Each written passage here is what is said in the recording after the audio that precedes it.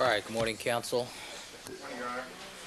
All right, back on the record in the Simpson matter. Mr. Simpson is again present before the court with his counsel, Mr. Ullman, Mr. Shapiro, Mr. Cochran, Mr. Douglas, Mr. Bailey, people represented by Ms. Clark, Mr. Darden, and Mr. Hodgman. All right, counsel, we have just a few matters to dispose of before we reach our opening statement stage. Counsel, yesterday the jurors, when they retired, one of the jurors handed the bailiffs a note for the court, and they were just curious as to whether or not the court was going to allow them to watch the Super Bowl this weekend, and I've indicated to them that yes, they can, and that we would arrange their visitation schedule accordingly. So I take it there's no comment on that. No. All right, Mrs. Robertson, would you create a file for juror notes, please? All right, first issue to be resolved is the defense motion to allow Mr. Simpson to briefly address the jury during the course of defense counsel's opening statements. All right. Certainly.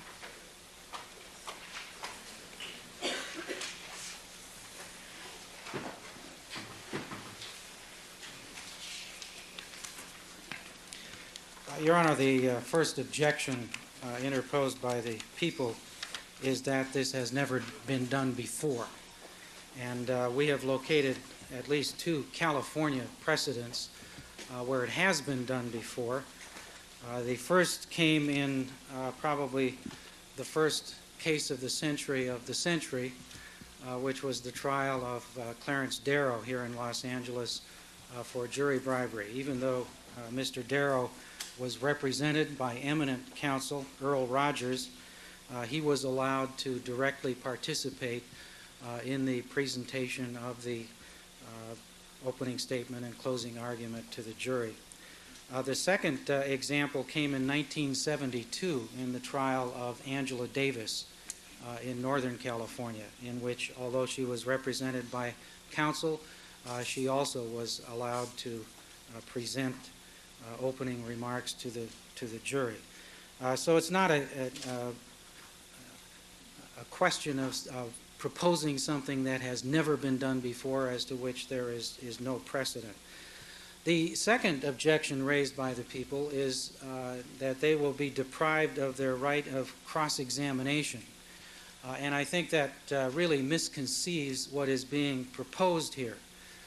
First of all, Mr. Simpson will not be testifying, and the standard instruction given to the jury with respect to all of counsel's opening statements, that they are not evidence and not to be considered as evidence by the jury, will certainly apply as well to Mr. Simpson's opening remarks. But what is being proposed really is not a presentation in the traditional form of an opening statement. What we are simply proposing is that Mr. Simpson be allowed to introduce himself to the jurors, to introduce the defense team, the lawyers who are representing him, and to simply reiterate his plea of not guilty. Now, of course, the prosecution has no opportunity to cross-examine a plea, and we believe it would be quite appropriate for the jury to hear the plea of not guilty that sets this trial in motion directly from the lips of the defendant. This is not really all that remarkable a request. What it really seeks to do is to focus the attention of the jury back where it belongs in the midst of all of this hoopla, and that is on the defendant who is on trial, to remind them that what's really at stake in this trial is one man's freedom. We want them to see who that man is. We want them to hear from him very briefly in terms of introducing himself, introducing counsel, and reiterating his plea. The second part of the motion simply addresses a physical demonstration that is routinely done in trials, routinely done by the prosecution as well as the defense, and again would not involve any testimony but simply a preview of evidence that will be presented in the course of the trial. All right, Mr. Ullman, it was represented to me that preview would be merely of the defendant's knees regarding certain surgeries that he has undergone as a result of his athletic career. Is that correct? Yes, that is correct. All right. And have you contemplated the security desires of the Sheriff's Department that they have their bailiff within close proximity of Mr. Simpson at the time that this is done, and how you would do that in a manner that would not convey a unnecessarily negative message to the jury? Well, that was the reason we brought this up in advance, Your Honor, so that adequate preparation could be made to post a deputy on this side of the courtroom if that's necessary, but it simply involves him walking from one side of the courtroom to the other. All right, and unfortunately, the logical place to do that is right by prosecution counsel there. Mm-hmm. So we have that proximity problem as well. Have you contemplated the logistics of our unfortunately small courtroom? Well, if the prosecution wants to just switch sides with us, we'll be glad to move over to this side of the courtroom. But you've asked for that already. I don't think that they have any concerns about being in proximity of the defendant. Well, I just have concerns about that as a security concern is all. All right. Thank you, counsel. Could we have just a moment?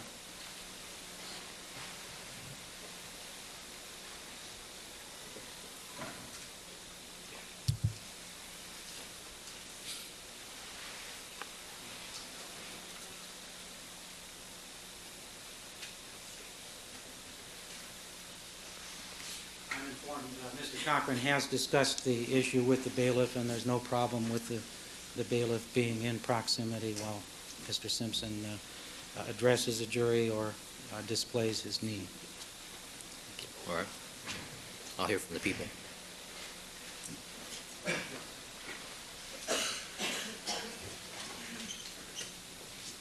Thank you, and good morning, Your Honor. Good morning. First of all, this is not an opening that counsel proposes. It's simply an attempt to capitalize on whatever defendant's star appeal currently is with the jury, and to get him to have close proximity with them to impress them. What is the probative value of a scar? What does it prove to this jury in terms of his physical capabilities on the night of June the 12th, 1994? It proves nothing. In fact, we all know that on the morning of June the 12th, he was playing golf. We also know that within weeks before the murder, he made an exercise video. So the probative value of that scar is nil, and the misleading nature of presenting that scar to the jury is great. The inference that the defense will seek to draw from that scar is that he was incapable of certain physical acts. If that is what they intend to present, that's fine. Let them present testimony that is capable of cross-examination. But to have the defendant essentially testify before the jury without taking the witness stand and being cross-examined is inappropriate. The cases in which the defendants have been able to address the jury in opening statement in previous occasions have been cases where the defendant was acting in pro per. This defendant is not in pro per. He is represented by many attorneys. If he desires to testify before this jury, then let him do so as all witnesses do, on the witness stand, and be subject to full and complete cross-examination. Case law is completely in favor of the people's position in this regard. People v. Perez, 216 Calap 3rd, 1346, in which the defendant requested to be allowed to exhibit his tattoos without being sworn or giving testimony. The court refused his request and ruled that the exhibition of the tattoo would be testimonial if offered, to impeach the testimony of an undercover officer, and essentially that's what the injuries now being proposed to be displayed to the jury is being offered to show, that he could not, in fact, commit certain acts that he is charged with committing. It's testimonial in nature. Let's make no mistake about that. What is the purpose otherwise of demonstrating the scar or of talking about or showing the jury what he can and cannot do? It's going to give him the ability to limp up to the jury box, get close to the jury, and try and impress them with his physical presence. That there's nothing appropriate and there's no legal benefit to this in terms of what is appropriate in a court of law. If the defendant would like to testify, that's fine. But to do this and then shield himself from cross-examination, say, don't ask me any questions. I just want to get up there and show you something. I want you to draw inferences from this. I want you to take evidence from this without being subject to cross-examination is entirely inappropriate. The people would not be entitled to do that because there would have to be a foundation laid. People v. Perez makes that very clear. It indicated that it would be irrelevant as demonstrative evidence as well, which is what the defense claims it's proposing here, although the people dispute that, and really it's a testimonial in nature kind of thing they're proposing. Nevertheless, even if it's demonstrative, the court in Perez ruled that because the defendant had laid no foundation for the admission of the evidence, it was appropriately denied. In this case as well, what the defendant proposes to do requires either his presence on the witness stand or some testimony from the witness stand to lay a foundation for its admission. To simply display something to the jury without any evidentiary basis gives them nothing reliable and nothing of probative value. It is only a blatant attempt to impress the jury with his charisma and star appeal. That is not an appropriate vehicle in the opening statement. Let me indicate also that the case of People v. Wong held similarly. People v. Wong, the trial court indicated that it was improper to have the defendant exhibit his arms to the jury without first being sworn as a witness. In that case, 35 Calap 3rd 812. The defendant in that case wanted to indicate that he was not an addict, he had no track marks on his arms. The trial court refused to allow him to do so unless he subjected himself to cross-examination. On appeal, the court was upheld, and it was determined that if it was a testimonial, if it was being offered as testimonial evidence, it was properly refused when the defendant declined to be sworn as a witness and subject himself to cross-examination. It also ruled that if the offer was a demonstrative one, then the trial court was justified in rejecting it on the basis that it was irrelevant. As I've indicated to the court yesterday, his arm was being offered on May 12th, 1971, to show the condition of his arm on June 5th, 1970. The defendant's condition today, or the existence of that scar, without laying a foundation as to what the significance of that scar is and how it impacted on his physical capabilities, is something that exists without foundation. It has no probative value in and of itself. If the defense wants to do it as part of an opening statement, they're going to have to also proffer something that lends it some value in terms of probative value. What I mean by that is they can offer a photograph of the defendant's knee, but simply holding a photograph up isn't going to get them very much, shouldn't. But the defendant, in terms of its evidentiary weight, because what does that mean in terms of his physical capabilities, or his limitations? Having the defendant as well get up to tell the jury that he's not guilty is another attempt, blatant attempt, to have the defendant address the jury without being cross-examined. It's like issuing a blanket denial and then saying, you can't ask me any questions. In a court of law, Your Honor, when a defendant seeks to testify and issues a blanket denial, that opens the doors to cross-examination as wide as they can go, and the people are permitted very far and wide-ranging cross-examination. The defendant seeks to do that in this case and preclude all cross-examination. He seeks to protest his innocence and yet not allow anyone to ask him any questions. That is entirely inappropriate. The court, I'm sure, is very well aware of that. If he were in pro per, he could get up and say whatever he wanted to. He's not. All right, what's your page cite on People v. Wong? 835.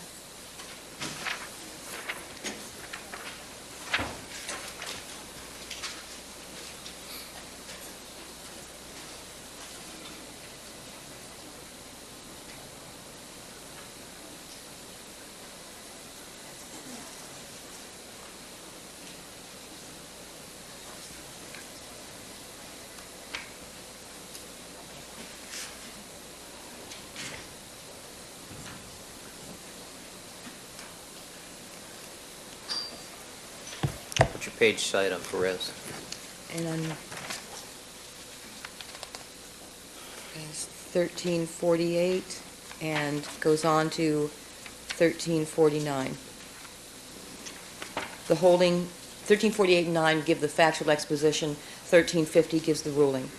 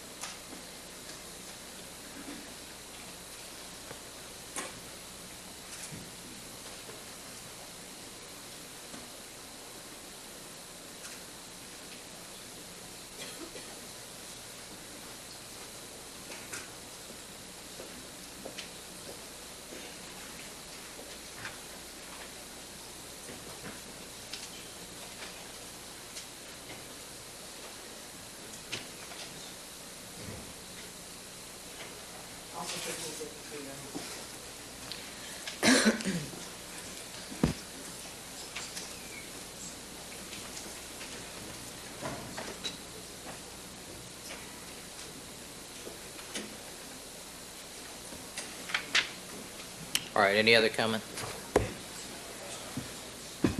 No. Thank you. Mr. Ullman?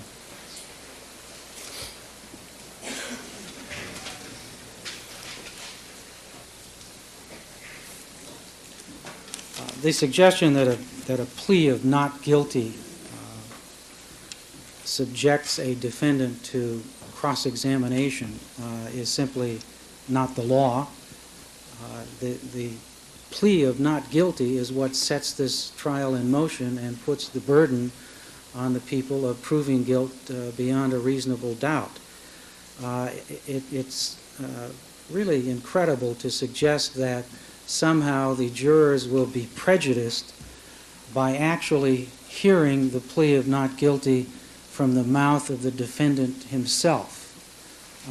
Actually, the only person who can enter the plea is the defendant himself, and that plea is what sets these proceedings in motion.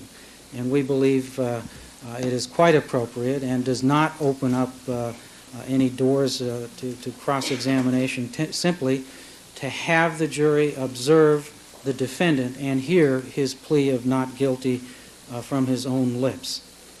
The suggestion that this is some sort of ploy to capitalize on the defendant's charisma or celebrity status, it's just the opposite.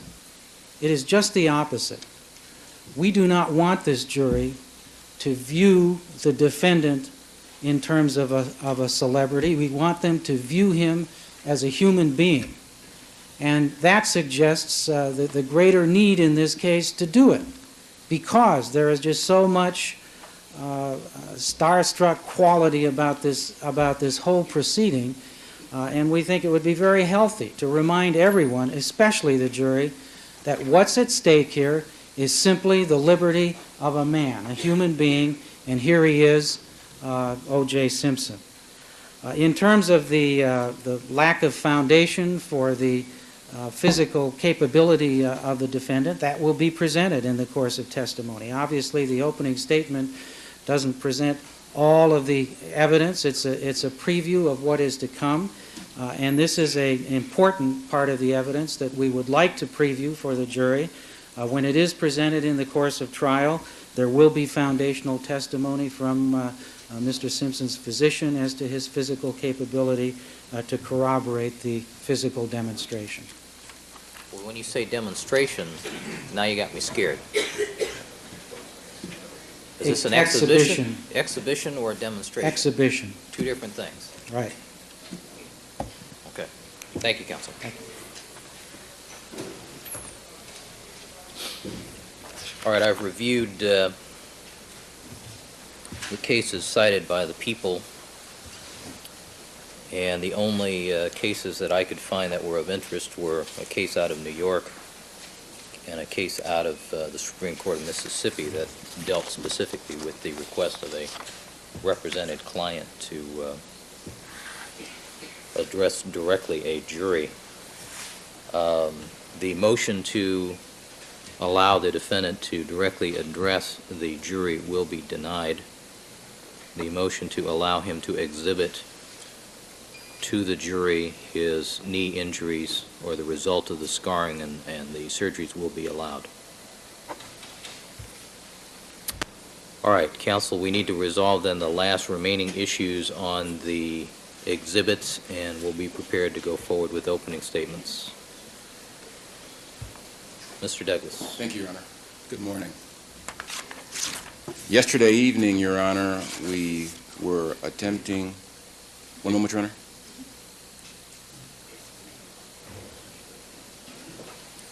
Yesterday evening, Your Honor, we were discussing the possibility of making alterations to the SOC timeline chart, of which there was an objection. As the court will see, we have altered the offending language to reflect the details and circumstances of a report that was part of an analyzed evidence report that I'd like to submit to the court and which I have already given to opposing counsel. What it says basically, Your Honor, is that there is a notation referring to different pieces of evidence. There is a notation for socks, navy blue/black. There is the June 29th report. This is a report, Your Honor, if I may approach. No, just answer my question. Is it the June 29th report? Yes, it is. And it talks about there being, quote, dress socks, semicolon, blood search, paren, none obvious, close paren. And we would submit, Your Honor, that this is in fact a fair reflection of what we think the evidence is going to show.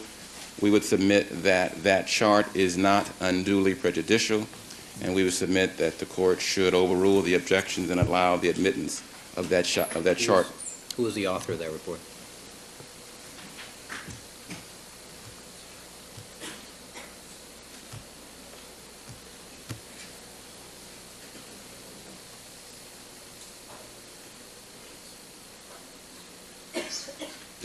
This refers, Your Honor, this document apparently was prepared for the split hearing. It's Peoples 2 at the split hearing. And Yamauchi, Kessler, and Matheson each testified about the process by which they took out different pieces of evidence and examined it. And this was a document that was prepared specifically for that hearing. All right, that doesn't answer my question. Who prepared the report? Who prepared that report? Michelle Kessler, Greg Matheson, and Colin Yamauchi. Was that the index that was prepared, the evidence index? It says summary of analyzed evidence by analysis performed. That's the title. Okay. It's Exhibit 2 at the split hearing. The remaining objection, Your Honor, would be in response to the concerns about the videotapes and the scenes that were reflected of different officers walking through the crime scene at various times. We have now obtained the remaining tape recordings, and Your Honor, there was a misstatement yesterday. The scenes that were shown in the tape that has been given over to the people are not scenes that were taken from CNN, but rather they are a collection of different tapes that were received from different local news media, so that for us to introduce these different snippets, if you will, at trial, we will simply be able to lay the foundation by subpoenaing and bringing in to testify those operators of, I think it's local channels 5, 7, 11, and 13, from whom these particular snippets were culled. That tape has now been provided to the court, and that tape has also been provided to the people. We now have the tape from San Francisco that had 2 other blips that were not shown on the first tape. I am told by Mr. Hodgman that the people would continue to maintain their objection. So what I propose, Your Honor, is that the court allow the showing of the scenes that were displayed yesterday. They are scenes, Your Honor, that are very capable of being authenticated. In many ways, it is self-authenticating. In many ways, they are authenticated because there will be an evidence or a police log where each individual who comes onto the scene first checks in with one of the police officers that are there. That log will be an item of evidence, and it is possible by showing the scenes and having those depicted there testify to establish clearly when the various pieces of scenes were taken and what sorts of things were occurring. It is true, Your Honor, that it is the people's crime scene. It is true, Your Honor, that they themselves do not have a videotape of the crime scene. There are certain discrete acts that are going on. For example, Detective Lang measuring a certain location. For example, you see criminalist Fung placing down particular evidence tags. You'll see detectives walking through, Detective Van Adder and Rogers walking through, and quite clearly the sheet is there because the body has been removed, but the sheet remains, and it shows, Your Honor, the sort of sense that we are going to depict in words. It helps to provide a visual context to the words that Mr. Cochran is going to speak. He is going to discuss how the evidence will show that there was contamination of the crime scene. We would then hope to show pictures that demonstrate, that reflect, the contamination of the crime scene. They are going to offer evidence, I suppose, Your Honor, how the crime scene was not contaminated. Perhaps they'll show that when these scenes were shown, all of the items of evidence had been collected. Perhaps they'll show, or they'll offer evidence that when these scenes were shown, it was the next day or the third day after. That is the risk that we are going to take by the statements that we are going to make in our opening statement. But whether or not there are the visual reflections of certain words, Mr. Cochran, I think quite properly, will be able to discuss and to speak about how the crime scene was contaminated and how we contend these scenes are simply a small reflection from the only live record that is available showing the conduct of Detectives Van Adder and other detectives at both the Rockingham and Bundy crime scenes on June the 13th. Your Honor, that I think is the end of my objections to the charts that the people are going to offer and my explanation to the items that were remaining yesterday. Thank you, Mr. Douglas. Ms. Clark? I'm sorry, excuse me, hold on a second.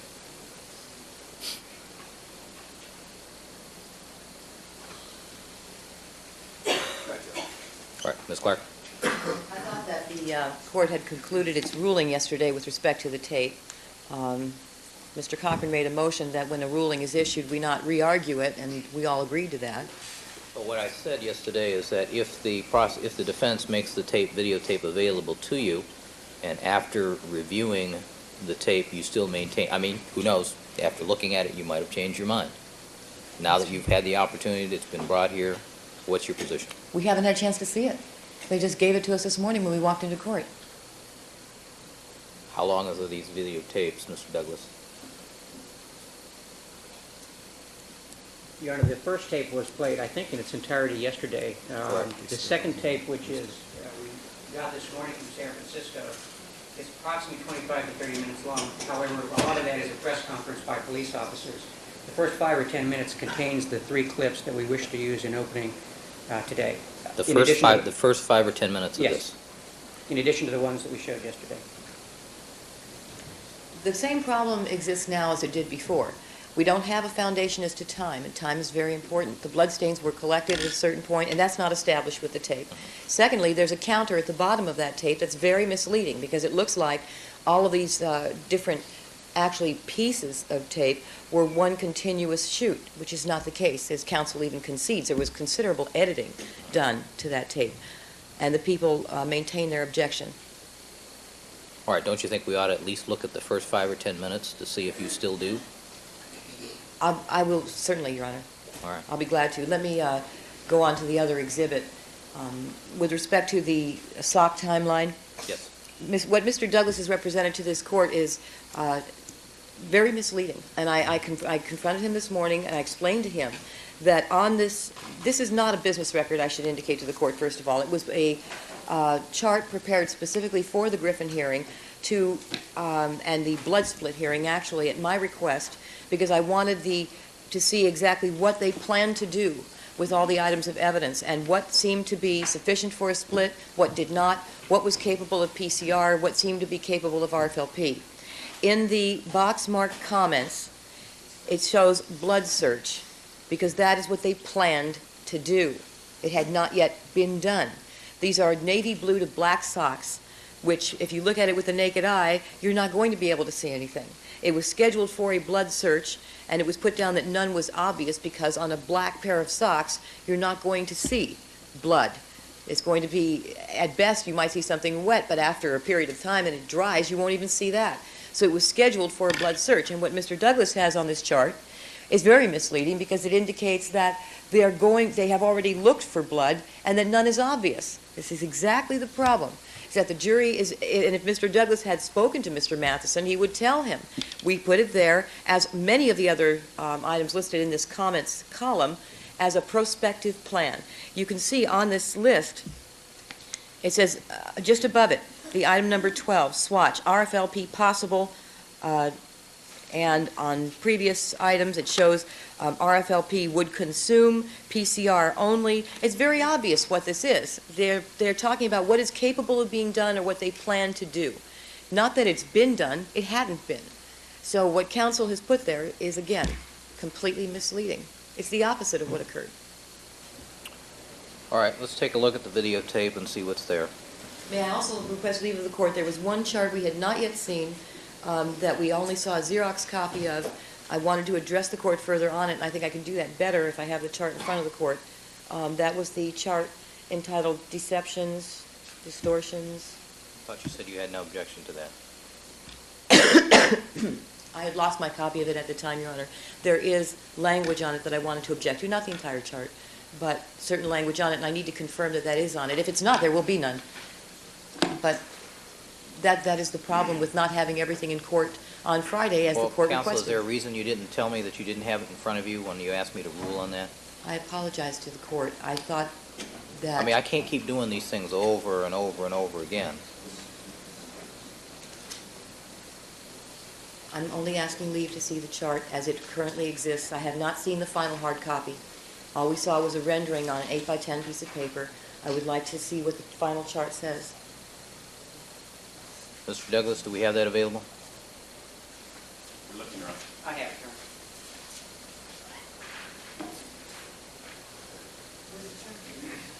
Your Honor. The chart is being mounted right now and will be picked up this morning.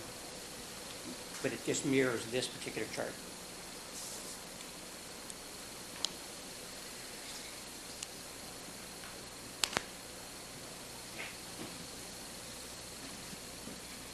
Does the court have a copy of this? No. Do you have an extra copy?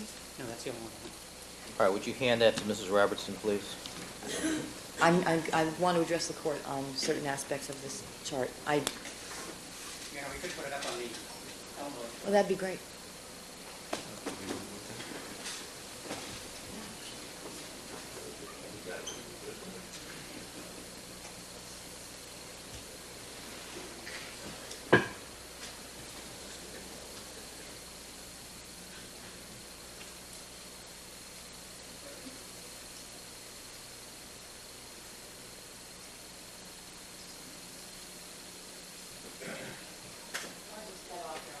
Let me first indicate, with respect to the first entry... Hold on, I can't see the entire chart. You can't either, okay. No. That's good. All right. Wait, focus that a little. With respect to the first entry, Mark Furman and the gloves, it indicates plural. At no time did Mark Furman so testify, and the chart is misleading with respect to that language. The people object to the use of the plural. That never occurred. Secondly, Van Adder warrant. The search warrant and the circumstances of the search are irrelevant to the trial before the trier of fact. That is a legal issue that the court rules upon that is improper to raise in opening statement, let alone in trial. I would further mention to the court, I thought the court ruled that Mark Furman could not be mentioned in opening statement. Correct. And the people object on that basis as well.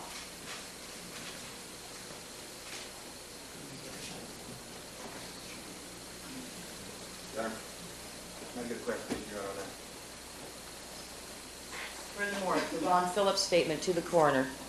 We're kind of not following procedure, but we're kind of asking a favor. A statement lifted out of context that is hearsay from a transcript that was issued by the coroner, not a statement made, not a report made by Ron Phillips, and is misleading and confusing on that basis. All right.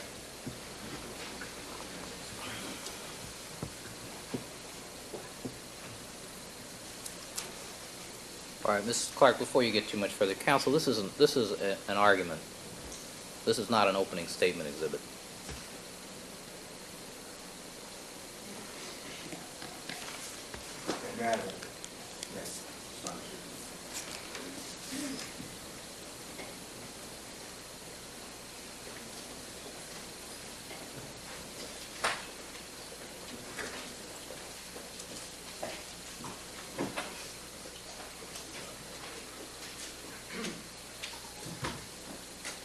Good morning, Your Honor. Good morning, Counsel. Your Honor, in this matter, it was my understanding yesterday that the people had an opportunity to look at everything. We did show this to them.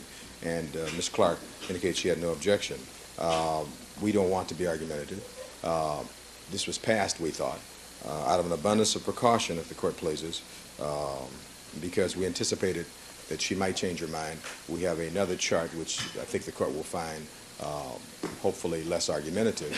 I'd like for the court to take a look at it. I think this is what this is basically is a summary of the conduct. And I wanted one other query of the court with regard to Mr. Furman. The court did not say we could not talk about Mark Furman. I understand in opening statement what you indicated was that with regard to the Kathleen Bell incident, I think you said, but you never said we couldn't talk about Mark Furman. Is that my understanding? That's correct. Okay, I want to make sure that was clear. May I show this to Mr. Hodgman and then give Your Honor a copy of this, what we proposed? Thank you. Is this a change to this document? Yeah, it's a change to this document. You want to put it up there? Can we put it up for you? Let's Please. put it up. You got one? Okay, what's up now?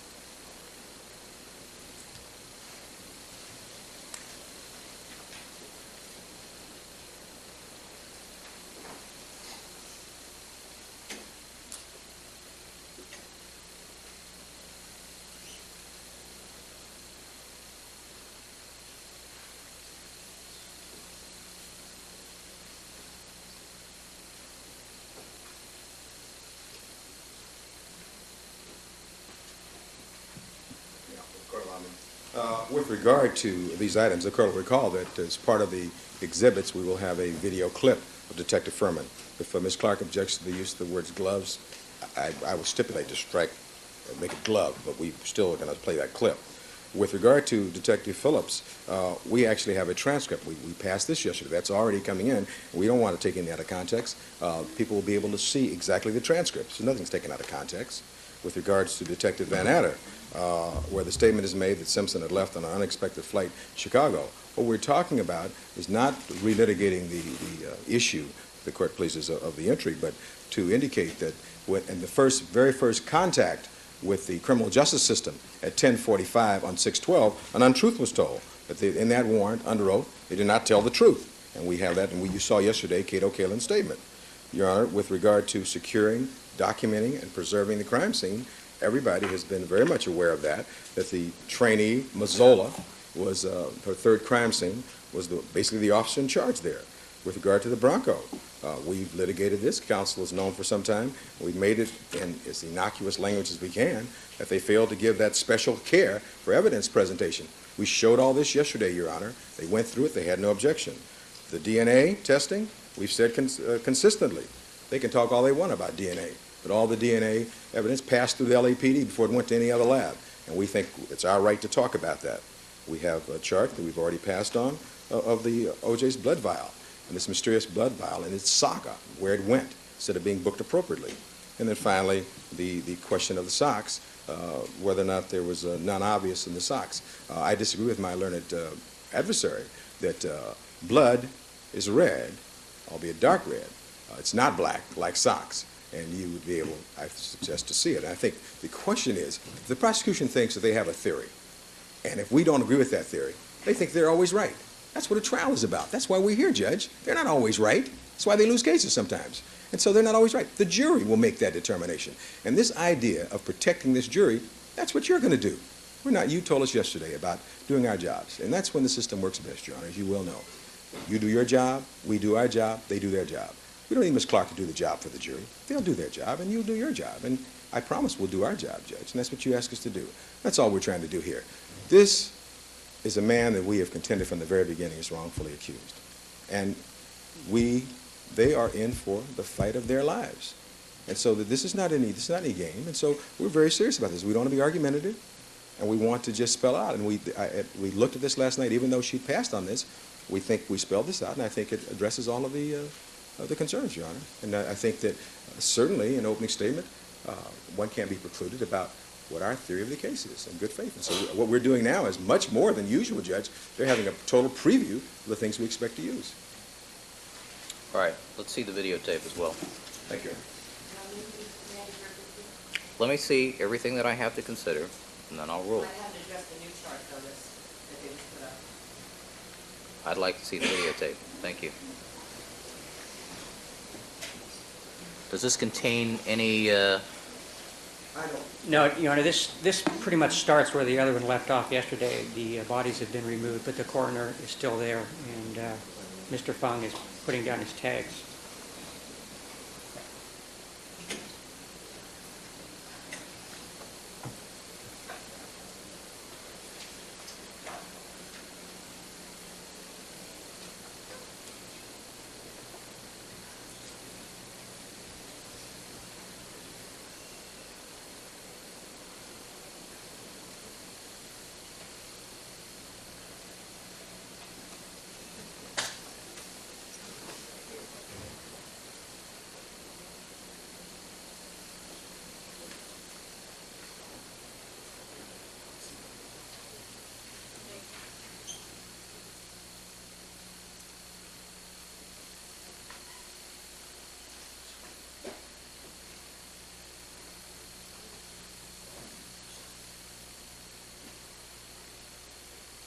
Mrs. Robertson?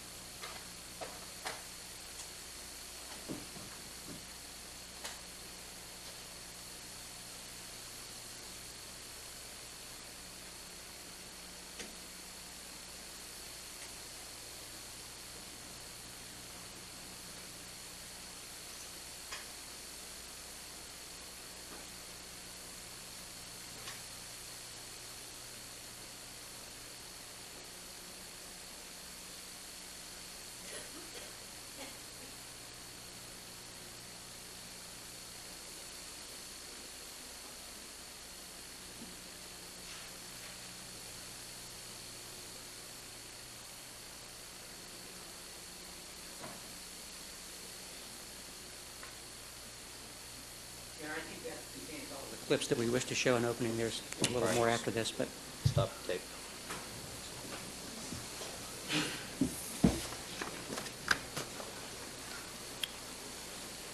All right, Ms. Clark, I'll hear your objections.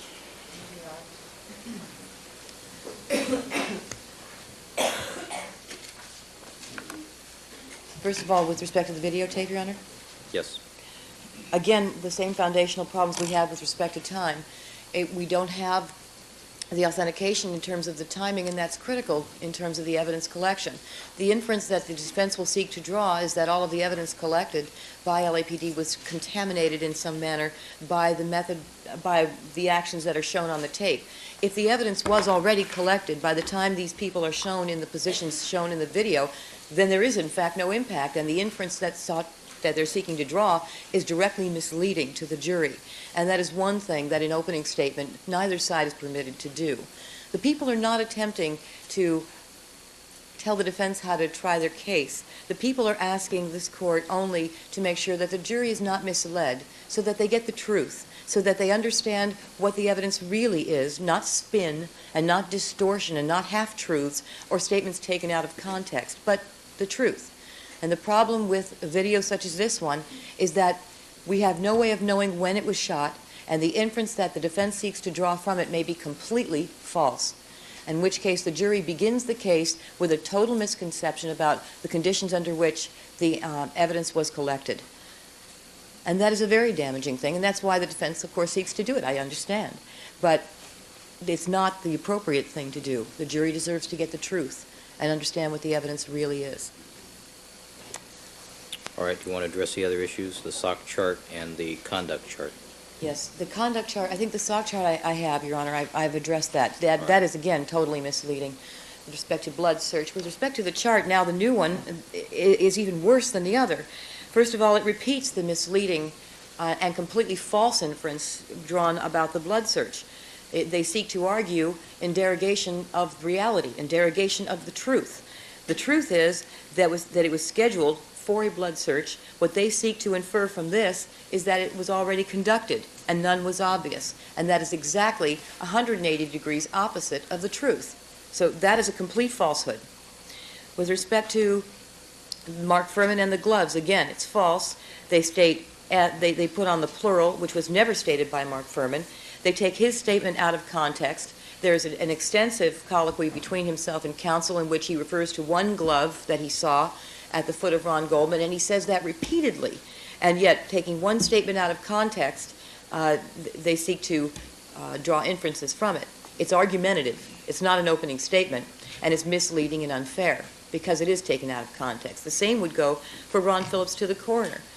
Of course these are taken out of context. How could counsel argue to the contrary when you have a lengthy transcript of statements that have explanatory information both before and after? You have A and you have C, and you take out B. And that's what counsel has done, taken everything out of its proper context and stuck it on a chart. And again, it's argumentative. With respect to the Van Adder warrant, that statement is irrelevant. We're talking about language in a search warrant. That's appropriate for the court to rule on. That's not that's not appropriate for a jury to be presented. The jury has to be the trier of fact to determine whether the defendant is guilty or innocent, not whether the search was proper or improper. That is a legal argument that goes to the court, not to the jury. That statement is inappropriate, and it's argumentative as well.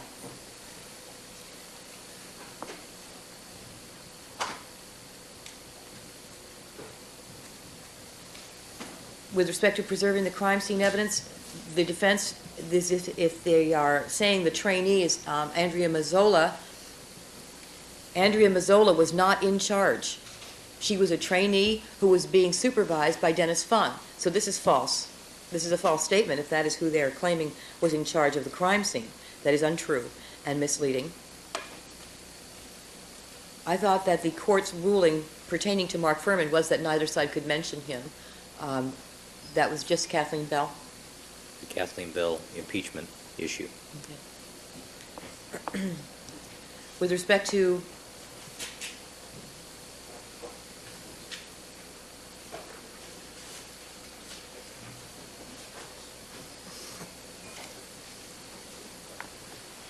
may I have a moment, Your Honor? Certainly.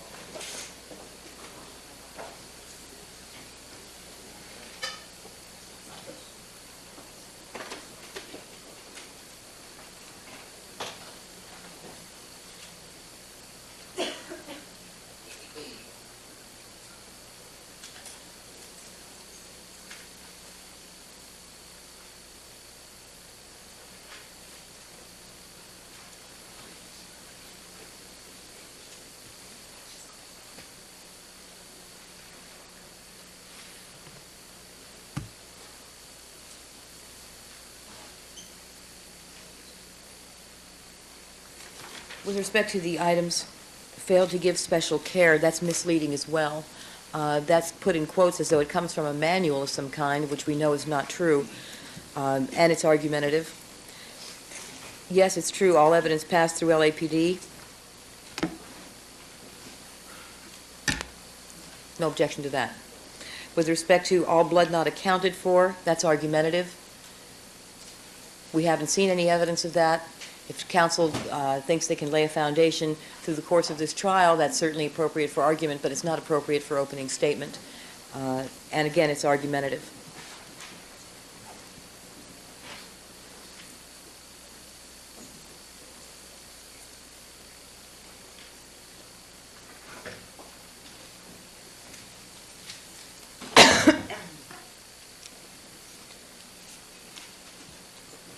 I'm just waiting. Is the court?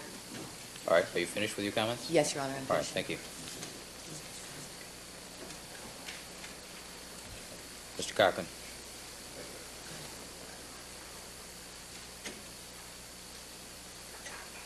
Counsel, Thank you, Your Honor. I think we need an air traffic controller for the lawyers We here. do, Your Honor. We will be patient, Your Honor, at all times. Your Honor, in this regard, first of all, let me again point out, this is an opening statement, Your Honor, and whereas they have their theories, and we have not said they shouldn't have their theories. We think we have the facts, but certainly contingent upon that, we have certain interpretations of what we think the evidence is. As the court has so correctly stated, we are permitted to talk about those things. If you look at this chart, sometimes people shouldn't object if they have nothing to say. And in this instance, Your Honor, the issue, I already conceded with regard to using the word gloves. I don't want to mislead anybody. We'll take the S off. With regard to Detective Phillips, Your Honor, we have the entire transcript that we're going to have available. The court's rule, we can use that. With regard to Detective Van Adder, we're not relitigating anything. As I said, it's about credibility. And with regard to, and this is where counsel, who supposedly knows her case, should review to her own documents. I'd like the court to see this. Regarding Officer Mazzola, we have a form, 9408-17431, which says OIC name, Officer in Charge name A. Mazzola, Assistant name D. Fung. We don't make these things up. I'll be glad to have them look at that. It's their form. Now, we don't make these things up. And with regard to the failed to special care, she says, this in quotes, that's from the LAPD form, Your Honor. Remember yesterday when we showed the form, we pulled that up, where they failed to check the appropriate box when the Bronco was left basically unattended for all those months. Now, she conceived the DNA testing did pass through LAPD. Yes, it does, Your Honor. With regard to the blood vial, Your Honor, again, that is our belief based upon all the documents we've been given in discovery. And, if it turns out wrong, that's what we're going to say. This is based upon the documents we've received. It's not argumentative. That's our position, Judge. And she can't tell us what our position is or what it should be. She should understand that right at the beginning. And then with regard to the socks, we'll accept whatever language Your Honor says about that. But again, if you look at this particular form, Your Honor, this form is entitled O.J. Simpson, Summary of Analyzed Evidence by Analysis Performed. We're using their own forms, Your Honor, by analysis performed. And it says under there that none obvious. And so that's all we've said. We took their own form. And so, there was a recent movie, Your Honor, where there's a line which I think is very appropriate in this case. I think it was A Few Good Men. We keep hearing about the truth. I don't think they can stand the truth. That's what Jack Nicholson said, that you don't want to hear the truth. And I think it's very appropriate in this situation. That's exactly what's happening here. There's one other thing I'd like to point out. Wasn't he the bad guy? Wasn't he the bad guy? Yeah, but bad guys say something worthwhile sometimes, Your Honor. So even bad guys tell the truth on occasion, Your Honor. Certainly we aren't the bad guys in this case, Your Honor. Your Honor, with regard to one other thing you'd ask us to do at the end of the day, and I believe this is on page 25 of Volume 2, Volume 11 of the reporter's transcript of proceedings from Thursday, July 7th, 1994. I'd ask leave of court to read this. It's Mr. Shapiro question. How much blood did you withdraw from Mr. Simpson? Answer, approximately 8 cc's. Question, when you say approximately, you did not measure the amount. Answer, well, it could have been 7.9 or it could have been 8.1. I just looked at the syringe and looked at about 8 cc's. You'd ask us to find that for you, and I'll give this to the clerk. But all we're asking to do, Your Honor, is to stop all of this haggling, and let's start with the opening statements. And we previewed everything, and I think it's time to resolve it. All right. Thank you, counsel.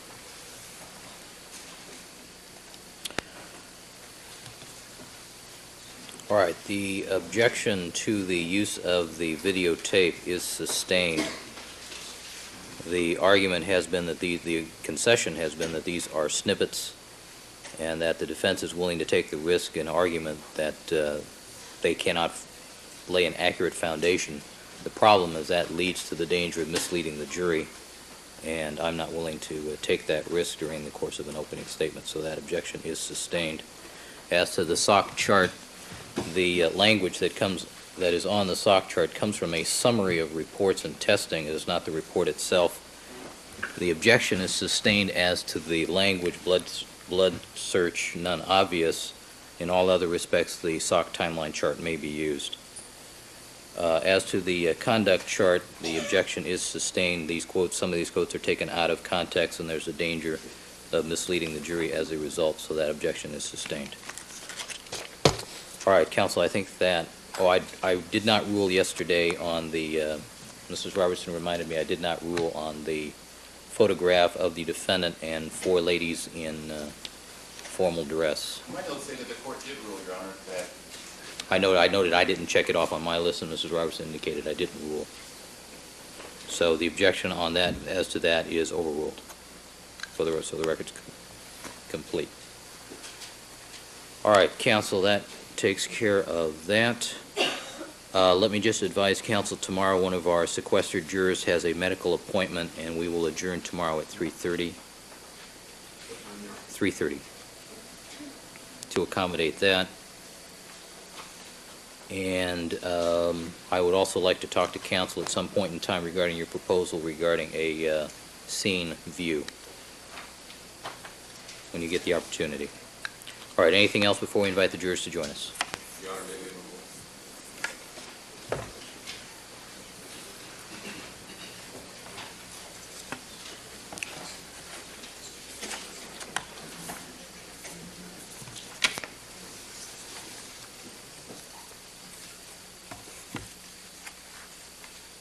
And the new chart will be people's next in order, photocopy of that for the record purpose.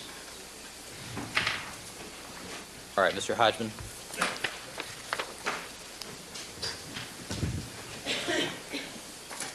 Thank you and good morning, Your Honor. Your Honor, first of all, there's a matter that we will need to approach sidebar. I think the court can handle it quickly, but it's a point of information I think all of counsel need to know before we proceed with opening statement. All right. Then, before we do that, Your Honor, before we do that, I'm sorry. Yesterday we raised a discovery concern with regard to the defense. This morning I've been provided with another witness statement from the defense, a memorandum from a Mr. William Pavlik dated November 2nd, 1994. I had asked the court yesterday that the court order that the defense turn over all discovery that's in their pipeline, so to speak, because we don't want to be surprised anymore. Now, I have asked Mr. Douglas this morning, is this it? Is there any other witness statement that they have, regardless of age? And I believe his response was that he could not be definitive about it. Is that correct, Mr. Douglas? All right, I'll let him speak for himself. But what I would like the court to do is to remind the defense of their obligation to turn over to us witness statements, timely fashion. We're asking that everything be disgorged, as I did yesterday. And I would like to have that order made clear for the defense. Mr. Douglas?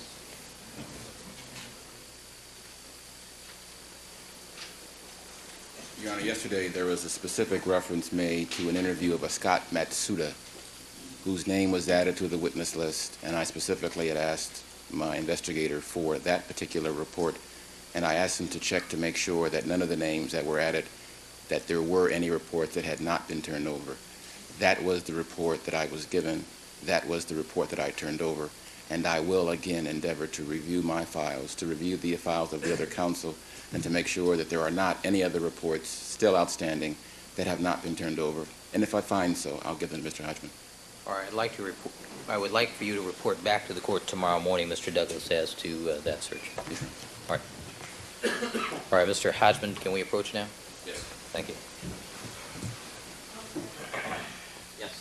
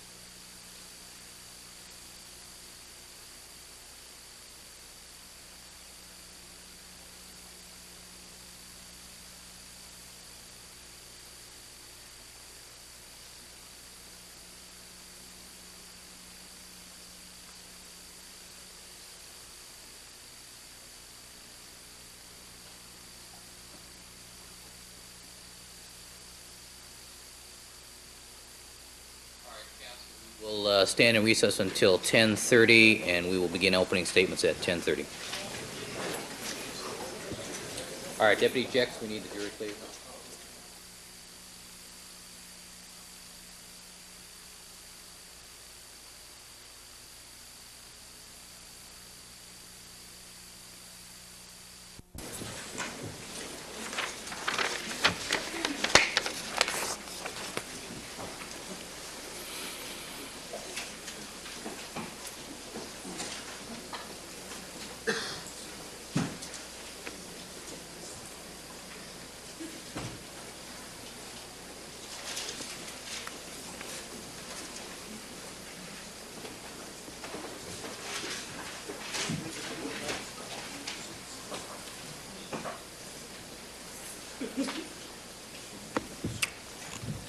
All right, back on the record in the Simpson matter. Mr. Simpson is again present before the court with his counsel, Mr. Shapiro, Mr. Ullman, Mr. Cochran, Mr. Douglas, Mr. Bailey, people represented by Ms. Clark, Mr. Darden, and Mr. Hodgman. The jury is not present. Deputy Magnero, may we have the jury, please?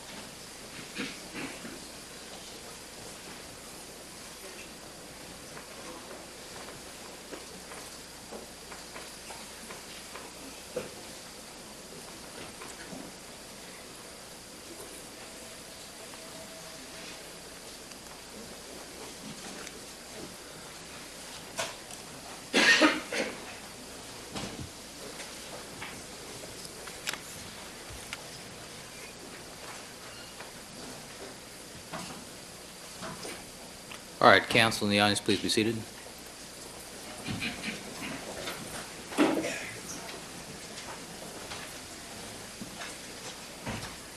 All right, good morning, ladies and gentlemen. We are going to begin with the opening statements made by the lawyers in the case. Let me remind you from my instructions to you yesterday that any statements made to you by the attorneys during the course of their opening statements are not evidence and should not be considered as such by you. These opening statements are normally given by the attorneys to sort of give you an overall view of the evidence that they intend to present. It's to give you a roadmap, so to speak, as to how to evaluate the evidence. This case, as you know, will be relatively long, and by necessity, some of this evidence will be presented to you out of chronological or logical order. So they'll need to explain to you the case that they intend to present. All right, are both sides prepared to go forward, Mr. Cochran? We are, Your Honor. Mrs. Clark? Yes, we are, Your Honor. All right, do the people wish to make an opening statement? Yes, we do. Thank you. All right, you may proceed. Mr. Darden? Thank you. Your Honor, Judge Ito, Mr. Cochran, and Mr. Shapiro and Dean Ullman, and to my colleagues seated here today in front of you, and to the real parties in interest in this case, the Brown family, the Goldman family, and the Simpson family, and to you ladies and gentlemen of the jury, good morning. I think it's fair to say that I have the toughest job in town today, except for the job that you have. Your job may just be a little bit tougher, but your job, and like my job, both have a central focus, a single objective, and that objective is justice, obviously. It's going to be a long trial, and I want you to know how much we appreciate your being on the panel. We appreciate the personal sacrifices you're making by being sequestered. We understand that can be difficult. And I'd like to thank you in advance for keeping the promises you made to us when you were selected for the jury initially. You promised to be fair. You promised to be open-minded. You promised to hear and see and carefully consider all the evidence in the case. And you promised to find this case, to come to a verdict in this case solely on the basis of the evidence and the law given to you by Judge Ito. And you promised to do that based on the law, based on the facts and the evidence, and nothing else.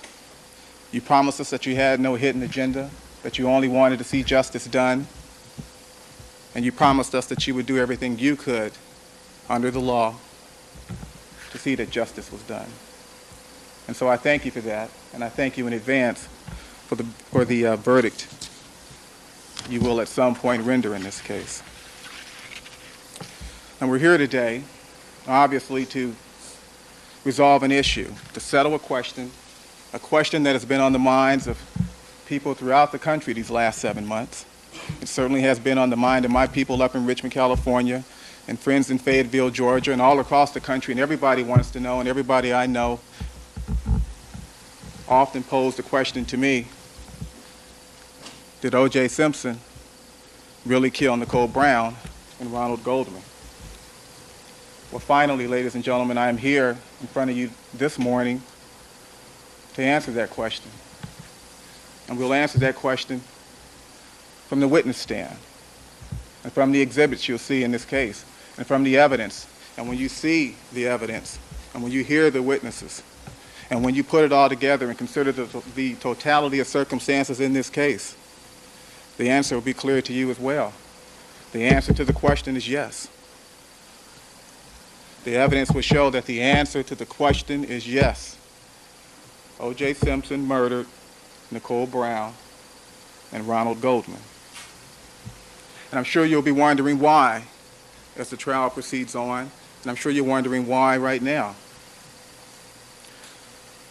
As the judge instructed you already, opening statements are not evidence. Opening statements are given by lawyers, and in an opening statement, we inform the jury of what we think the evidence will show in this case, what we believe the evidence will show. But we're lawyers. We're not witnesses. We're not under oath. Nothing we say is evidence. The things we say to you today are not the things that you should carry into the jury room and into deliberations. You should carry into the jury room and into your deliberations the evidence in the case, the testimony from the witness stand, the exhibits admitted at trial, the instructions given to you by the court. And when you look at all of that, when you go back and reflect on the testimony and the exhibits and everything you heard and saw in this case, you'll know why he killed Nicole Brown and Ronald Goldman. And when I give you the answer as I have, and you consider and you stop and consider and you think, why would he do it? Why would he do it? Not O.J. Simpson, not the O.J. Simpson we think we know, not the O.J. Simpson we've seen over the years. But that raises another question, and that question is, do you know O.J. Simpson? We've seen him play football for USC. We watched him thrash UCLA and play in the Rose Bowl. We watched him win the Heisman Trophy. He may be the best running back in the history of the NFL. We watched him leap turnstiles and chairs and run to airplanes in the Hertz commercials. And we watched him with a 50-inch afro and Naked Gun 33.5. And we've seen him time and time again. And we came to think that we know him. What we've been seeing, ladies and gentlemen, is the public face, the public persona, the face of the athlete, the face of the actor. It is not the actor who is on trial here today, ladies and gentlemen. It is not that public face. It is his other face. Like many men in public, like many public men, they have a public image, a public persona, a public side, a public life, and they also have a private side, a private life, a private face. And that is the face we will expose to you in this trial. The other side of O.J. Simpson, the side you've never met before. We will expose in this trial and show to you in this trial that other face, the face he wore behind the locks and the gates and the walls at Rockingham, that other face, the one that Nicole Brown encountered almost every day of her adult life, the one she encountered during the last moments of her adult life. The same face Ronald Goldman encountered during the last moments of his life. When we look upon and look behind that public face, the public face of the man who sits here in court today, you'll see a different face. And the evidence will show that the face you'll see and the man that you will see will be the face of a batterer, a wife beater, an abuser, a controller.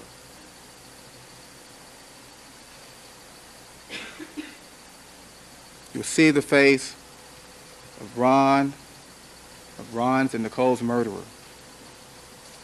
To understand what happened at Bundy, we need to examine this defendant's relationship with Nicole. Because when we do, we can discern from that, we can see a motive. We can see his motive for killing his ex-wife. And I submit to you, ladies and gentlemen, that as the trial proceeds on, and as you hear the evidence in this case, that motive will become clear.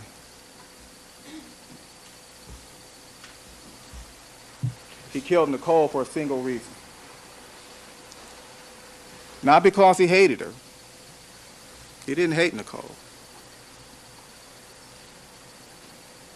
He didn't kill her because he didn't love her anymore, because in his mind, he did.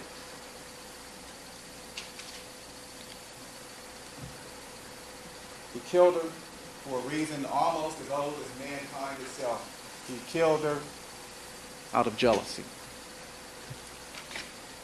He killed her because he couldn't have her. And if he couldn't have her, he didn't want anybody else to have her. He killed her to control her. Control is a continuing theme. It was a continuing theme. The central focus of their entire relationship. By killing Nicole, this defendant assumed total control over her. By killing her, he committed the ultimate act of control. By killing her, no one else could have her. No one but him. And he killed Ron Goldman. And he killed Ron Goldman for another reason. He killed Ron Goldman because he got in the way. He killed Nicole because he had a problem with her, as men and women sometimes do have in relationships. They have a problem. And this defendant's problem, the man in the courtroom, I think he stated his problem rather eloquently at his weight, as he stood over her body at his weight. And he said then, and he said on other occasions, and I quote, he said, while standing over that casket, while standing over Nicole's body, my problem was that I loved you too much. But it wasn't really love, ladies and gentlemen. And this will be reflected in the evidence, and the evidence will establish this, that it wasn't really love. What this defendant had for Nicole Brown wasn't love, it was obsession. He became obsessed with her. And his obsession was so great that he developed a need to control her. And his need to control and his feelings of obsession, his obsession was so great that when he came to realize that he could not keep her, he killed her. Because to let her go would mean to lose control of her. To let her go with Ron Goldman or someone else would mean to lose control. He couldn't have her. And neither could anyone else. Now, the evidence in this case will establish that the man in the courtroom, this defendant, is an extremely controlling and possessive man. And as I said before, control and possessiveness was a single dominant theme throughout their relationship. And he controlled her in a variety of ways. He controlled her financially. When the defendant and Nicole first met, she was barely 18 years old. He was almost 30. She shared an apartment. He owned a mansion. She waited tables at a restaurant. He was a millionaire. No one had ever heard of Nicole Brown, but he was one of the most recognized men in America. But after he met her, he slowly began to control her. She shared an apartment with a friend. He got her own apartment. He bought her things. He gave her things. The time she was 19, she was driving a Porsche. He got it for her. He began to gain control over her. And throughout the years, throughout their relationship, he maintained that economic control over her, that financial control. The evidence will show that Nicole never really held a job. She never really worked. She never really operated a business. She never had an income really of her own. Throughout her entire adult life, this man, the defendant in the courtroom, held the purse strings in her life. Whatever money she got, whatever material possessions she got from the defendant.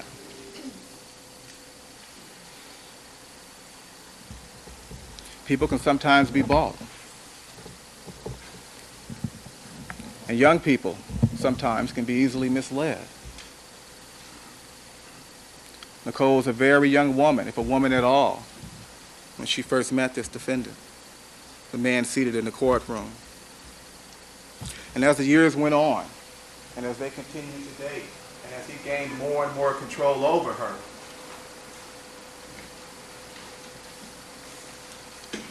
the more control he gained, the more abusive he became. As you listen to the evidence in this case, you're going to be hearing evidence regarding domestic abuse, domestic violence, stalking, intimidation, physical abuse, wife beating, public humiliation. As you listen to the trial and as you hear this evidence and see this evidence, please keep in mind that all of these different kinds of abuse were all different methods to control her. Let me proceed on. The evidence will show in this case that he abused her mentally. He stripped her of her self-esteem. This defendant dictated the way Nicole would dress. He dictated the way she would wear her hair. And when he didn't like her appearance, he would criticize her, he would humiliate her to the point that she would cry. If he didn't like her shoes, he'd go out and buy shoes. This is what I want you to wear. Wear this. Look like this. She was not a Barbie doll, ladies and gentlemen. The evidence would show that he was so controlling that he attempted to define her identity. He attempted to define who she was.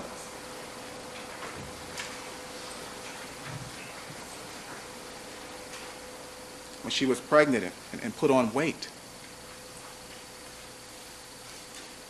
The evidence would show that this defendant was so abusive that he called her names. He called her fat. He called her a pig. And he did this in the presence of her family and in the presence of her friends. And he humiliated her. And that is the face we intend to expose in this trial. That's the other side of this defendant we're going to show you in this trial. And by doing these things and by hurling these insults, he stripped her of her self-esteem. And when you're controlling someone financially, and when they have no self-esteem, and when they have no identity, you have them. You control them. The evidence will show that this defendant, this man in the courtroom, was a very controlling and possessive man. And that the dominant theme throughout their relationship was his control with Nicole Brown. But he did more. He did more than just demean her in the presence of others.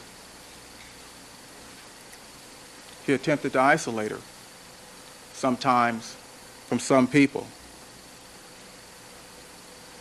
When certain men came around, he became jealous. And he became so jealous that it got to the point that she would not agree or want to be around certain men because she was concerned that he might get jealous by their mere presence. And as time went on, and as he became jealous, and more jealous, he even insisted that she not be around certain men. He began to isolate her, ladies and gentlemen. When her friends came around, her girlfriends came around, and when he felt that she was spending too much time with those girlfriends, he talked to the girlfriends. He let them know he didn't like them hanging around. He dissuaded her girlfriends from hanging around. He attempted to isolate her from other people. And when you isolate someone, and when you have economic control over someone, and when you strip someone of their self-esteem, and when you establish their identity, you have them. They're yours. You can control them. And the evidence would show in this case that this man is an extremely possessive and controlling individual, and that he is an extremely obsessive individual when it came to Nicole. And his obsession was manifested by the things he did toward controlling her, but demeaning her and controlling the purse strings and isolating her and defining who she would see and who she wouldn't see and who her friends would be and who they would not be wasn't all this defendant did to control this woman. There are more powerful forms of control. There's force. There's violence. There's fear. There's intimidation. And you will hear testimony. You will see evidence that in his quest to control Nicole, this defendant used all these things. He used fear. He used intimidation. And he used violence. And he instilled such a fear in her, ladies and gentlemen. She will hear testimony that he could walk into a room. He could walk into a room, and Nicole would be there. And a moment before he walked in, she would just be the most charming individual there is, relaxed.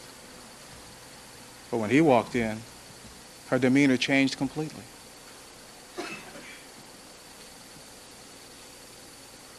As time went on, his mere presence became intimidating to her.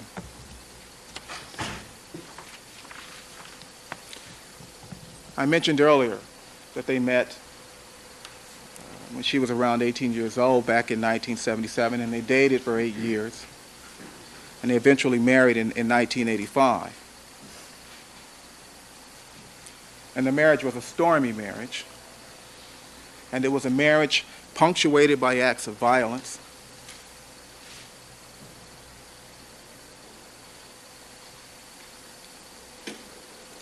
And that violence would always be followed by an apology.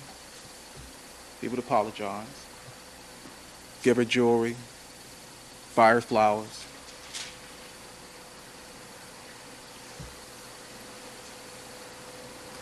He would promise to do better. Promise to maintain control of himself. And he would promise not to do it again. And then those acts of violence would be followed by additional acts of violence, and it became a cycle. Violence, apologies, a period of quiet and calm, then violence and apologies, quiet and calm, violence, apologies. Quiet, calm. A cycle of violence characterized their relationship. It characterized their marriage. And domestic violence, ladies and gentlemen, that's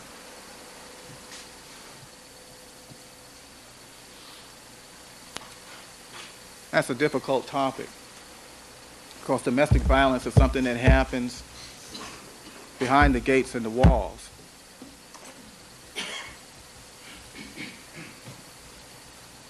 It happens in the bedroom and inside the home and in places where the public can't see. Domestic violence is a private affair, generally, while it's occurring. And so it makes it difficult to obtain evidence, to gain proof that the violence occurred. And it makes it difficult to obtain evidence and gain proof that the relationship is a violent relationship. But we do have that proof. We do have proof. We do have evidence. You will hear testimony from witnesses in this case, and they will discuss the violent relationship, the violent marriage this defendant had with Nicole Brown. In 1985, the police responded to the defendant's home on Rockingham in response to a call. And when they arrived, they were met by Nicole. She was crying. She was upset. And her face was puffy. And she was near hysterics. And she told these people, she said, "We had a fight. After the fight, I was trying to leave, and when I tried to leave, the defendant grabbed the baseball bat, and he took that baseball bat and smashed the windshield to my car." This is 1985. And as they looked around, these law enforcement officers, they looked to the right and they saw a white 450 SL Mercedes-Benz. And the windshield was smashed out.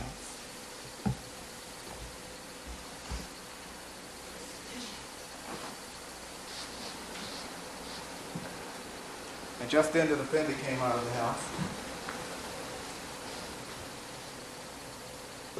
And he offered an explanation. Well, the police didn't arrest him. They left. They left Nicole there. They left the defendant there. And that isn't an act of physical violence toward Nicole, is it? Or is it? Maybe it is. Nicole Brown was there to witness this act, this violence on her vehicle. And if you're married to someone and you love someone and you have a fight with them and they take a baseball bat and they do something like that to one of your prized possessions, could it be that they're sending a message? The evidence will show that this was a message. It was an indication. It was a warning as to what would happen next. It was a warning that what happened to this Mercedes-Benz could just as well happen to you. And it did happen to Nicole. Not with the baseball bat, but just like that Mercedes got smashed and dented, so did Nicole. You'll be hearing evidence. You'll be hearing testimony. You'll be seeing witnesses in this case regarding an incident that happened on January 1, 1989. It was almost 4 o'clock in the morning on January 1st when the 911 operator received a telephone call from Rockingham. And that operator will be here to testify in court. And that operator will be here to authenticate the tape of that 911 call from Rockingham. And when the operator appears, And when the tape is played, listen very carefully. Because if you listen carefully, in the background, you will hear a woman screaming. And you will hear something else. You will hear the sound of this defendant, this man, beating this woman. You will hear the sound of his hand smacking across her face. You will hear the sound of this defendant beating his wife.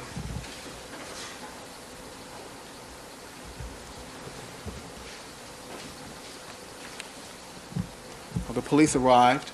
They arrived at Rockingham in response to that telephone call. Nicole never got to tell the 911 operator to come and help me or anything like that. All she did was scream, and the operator could hear her screaming, and the operator could hear her being beaten. And she advised LAPD units to respond to 360 North Rockingham. We can hear the sound of a woman being beaten now, right now. And the officers arrived at Rockingham a short time later. And when they did, they rang the buzzer to the security gate.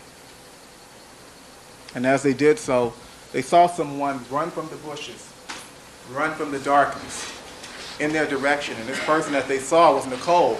And Nicole came running out of the darkness, wearing nothing but sweatpants and a bra, running toward the officers. And she was covered with mud, and she was dirty, and she was filthy. And she ran toward the officers, and as she ran toward the officers, she was shouting and yelling, "He's going to kill me! He's going to kill me!" And the officers stood there. They didn't know what to do. It's 4 o'clock in the morning, she's out in her bra, sweatpants and covered with mud. They just got a call. There's a woman at Rockingham being beaten now. She comes running out of the darkness and out of the mud and out of the bushes. And she pushes the button to the security gate, and she runs through the gate, and she collapses in the arms of the officer. The entire time she's yelling, "He's going to kill me. He's going to kill me." And the officer said, Who's going to kill you? And she said, "OJ is going to kill me." And the officers looked. They looked at Nicole. Her eye was swollen, bruised. Her lip was cut. And one of the officers, the senior officer there, he looked at her neck. And what he saw startled him. On her neck, he could see the imprint of a hand. The imprint of a hand around her neck.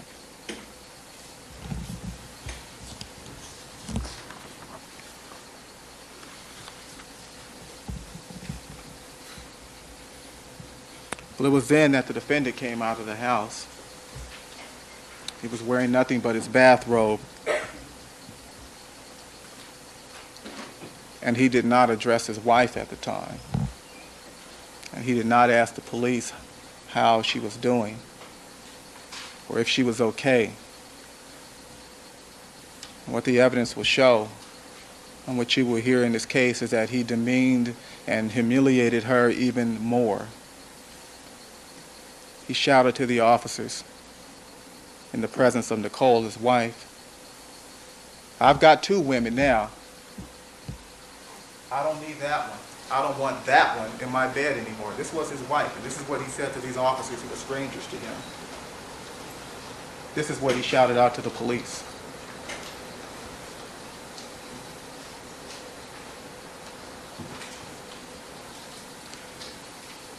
The officers were on one side of the gate of the wall, and the defendant at that time was on the other side. The officer said, "Mr. Simpson, we're going to have to place you under arrest. It appears that your wife has been beaten. So please go back into the house and put on some clothes and come with us. We're going to take you to the station." Well, the evidence would show that that did not sit well with this defendant. And he responded, "The police have been here 8 times before. And now you're going to arrest me for this?" 8 times. That's what the defendant said. The police had been there 8 times before.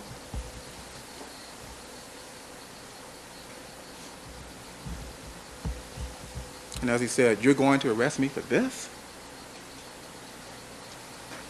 The defendant told the officers, "This is a family matter." That's what the evidence would show. The defendant said to the officers, "This is a family matter." And he asked, "Why do you want to make such a big deal out of it? We can handle it." The evidence would show that the officers did not like the way he had handled things up to that point. And they insisted that he get dressed. And they told him that he was under arrest and that they were going to take him to the station. Well, this was O.J. Simpson.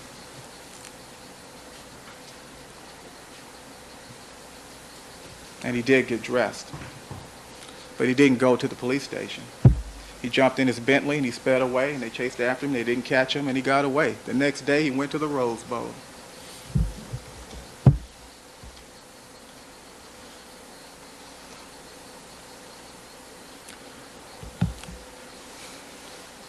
But despite this, despite 89, what happened on January 1, 89, despite the Mercedes-Benz incident in 1985, she stayed. She stayed with him. And I'm not suggesting, and the evidence won't suggest, that every day of their marriage or their relationship was stormy and rocky and filled with violence. That's not what we're suggesting here. But we are suggesting, and the evidence will show, that there was a cycle of violence. A cycle of violence, and the dominant theme in that relationship and in that cycle, and the ultimate objective was always control. Control.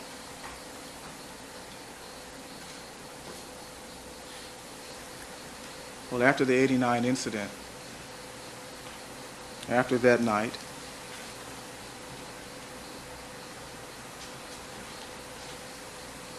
their relationship changed somewhat. She was concerned. And the defendant was concerned. The defendant is a public man, and he was concerned about his public image. And in the public domain and in the public media, back in 1989, he was interviewed by Roy Firestone on ESPN. And during that interview, Mr. Firestone asked the defendant about that incident on the morning of January 1. And the defendant downplayed it. He minimized things, fluffed it over. And you'll hear and see that interview. And in that interview, the defendant said that it was sort of a mutual wrestling match. She was wrong, he was wrong. Ta-da. No big deal. And that's what he said to the press and to the public. He minimized things. But you'll hear testimony from investigators employed with the DA's office, and they'll tell you about a day just a few months ago when they drilled a hole in the safe deposit box, Nicole's safe deposit box. And they'll tell you about the day that they recovered photographs taken of Nicole's injuries back in 1989. And they'll also tell you about the recovery of some letters the defendant wrote to Nicole after the 1989 beating. And you'll see those letters. They'll be here you'll be able to read them, and you'll note that the account the defendant gave the press and the media and the public was not the same account he gave Nicole in those letters during that apology phase, the contrition phase, the phase he was going through. In the letter he wrote to Nicole, he apologized for hurting her. In the letter he wrote to Nicole, he admitted he had lost control. And in the letter to Nicole, he said the same old thing he'd been saying all along, and that is that I will do better.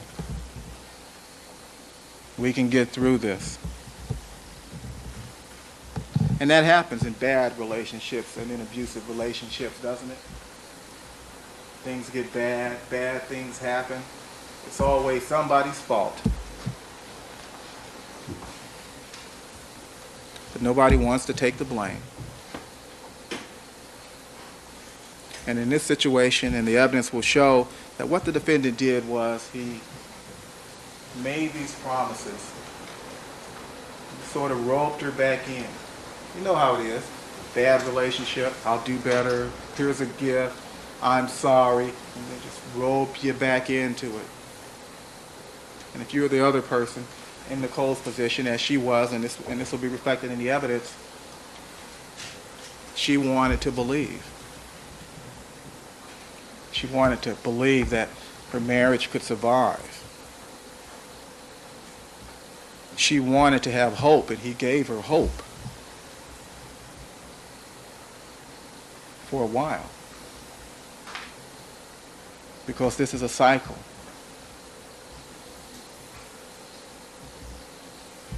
And so he beat her up on January 1, and he admitted to her privately in his letters that he was responsible.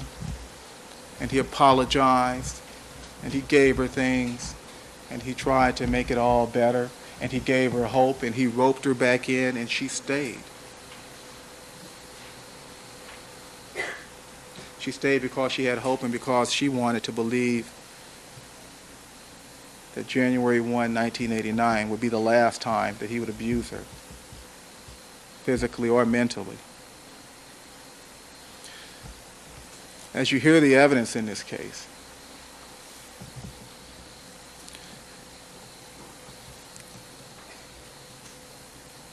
something very sad becomes very apparent.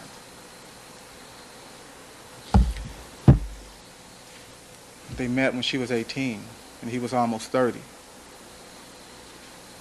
And in 1992, they divorced. She was only 33 or so. And she died when she was almost 35.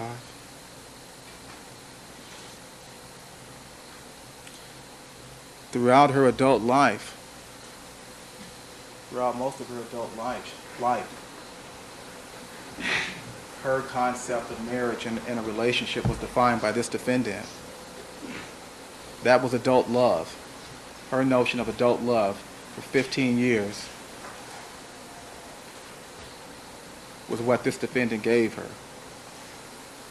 And he abused her throughout that relationship. Well, as I said before, sometimes you get roped in, people get roped in. Nicole got roped in by the defendant, and she stayed, and she stayed. And people stay in those situations, those abusive relationships, for years and years, until one or two things happen. One, they just can't take it anymore. Or two, until they just can't take it anymore and they wake up to reality. And finally, in 1992, Nicole woke up to the reality of her situation. And in January 1992, she moved from Rockingham. She left the defendant, and she filed for divorce. Well, this did not sit well with this defendant, and this will be reflected in the evidence. He did not like this. He did not like the fact that Nicole was leaving his house, going somewhere else to live in her own house, away from him. There's that issue of control. How could he control her? She wasn't right there with him. And he didn't take it well, and he lost 20 to 25 pounds like that. And almost on a daily basis, he would call her sisters, Dominique and Tanya and Denise. And he'd call her mother and her father, sometimes crying on the telephone. And he would call them, and he would whine to them, and he'd tell them how much he loved her and how he wanted her back. He'd use them to try and rope her back in. Well, she couldn't let him go, not completely. I mean, how could she? She'd been under his control for 15 or 16 years.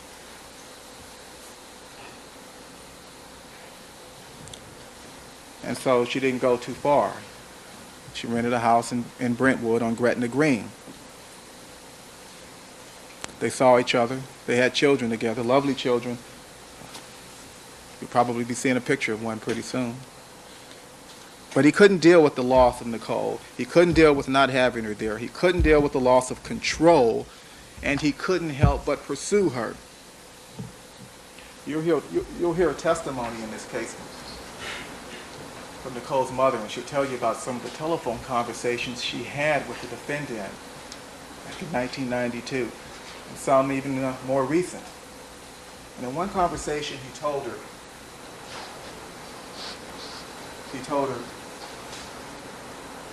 he said, all my friends tell me that I should just leave her alone, just forget about it, just go on with my own life. And when Mrs. Brown said, why don't you do that? Let her go. If you let her go, then maybe she'll come back to you. Just let her go and maybe she'll come back. And his response was, I can't. You know I can't. You know I can't help myself. I can't let her go. He couldn't let her go. He couldn't help but pursue her. He couldn't leave her alone. He couldn't handle the loss of control. And because she had left his house and moved somewhere else and established her own home, her own house, and began establishing her own relationships, he did the only thing he could do to gain control, to try to regain control, to try to find out what was going on with her. And so he stalked her.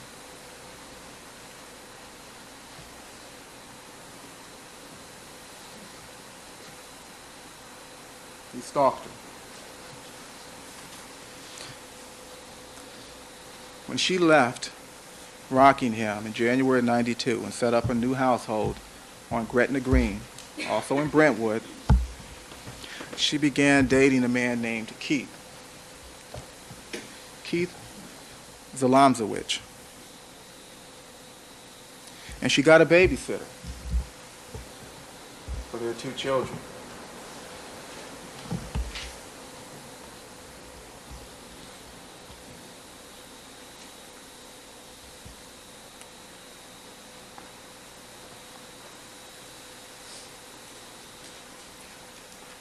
Whenever Keith and Nicole would go out, not every time, but enough, he would show up. They went to a nightclub, and Keith will tell you about this. He'll be here to testify. The defendant showed up. They went to a restaurant called the Tryst. It had just opened. Nicole and Keith and some other friends, they were there. They got a table. They began to have dinner. And as they sat there having dinner, guess who showed up? Guess who attempted to gain control again? The defendant showed up. And that'll be reflected in the evidence and in the testimony. And what he did is he walked into the restaurant. He saw Nicole and Keith and her other friends. He went to another table. Grabbed a chair. Now the chair was facing in an opposite direction, but he grabbed the chair, he turned it around, he sat there staring at Keith and Nicole and their dinner party.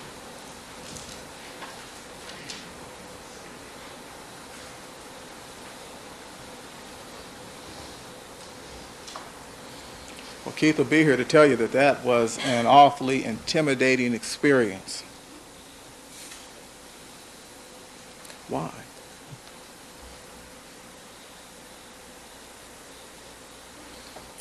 There was another incident at the Mezzaluna. Nicole was there, Keith was there. The defendant suddenly showed up, drove up in front of the restaurant, got out of the car, walked up to the table where they were seated, put his hands on it, and said, "I'm O.J. Simpson and she's still my wife." Well, she'd filed for divorce and moved out of his house. But that was intimidating. And there's more. And you'll hear about the other incidents. There's more evidence of stalking in this case, and you'll hear about that. There was one evening when Keith and Nicole, they went to a comedy show, and after the show, they went to Nicole's house on Brentwood Green.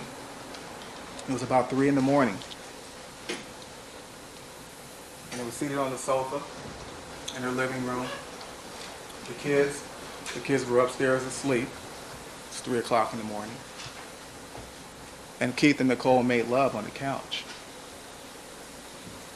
But they weren't alone. There was somebody watching. There was someone watching through the window. It was the defendant. At 3 o'clock in the morning, he was looking through Nicole's window, watching her make love to another man.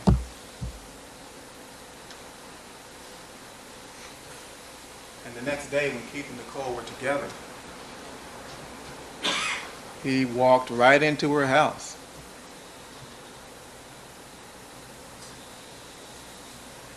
And he was beside himself, and he was angry.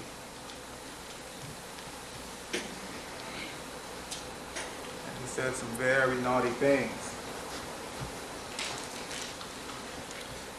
But one of the things that he said to Keith and Nicole was that he said, "I watched you last night. I watched you and I saw everything.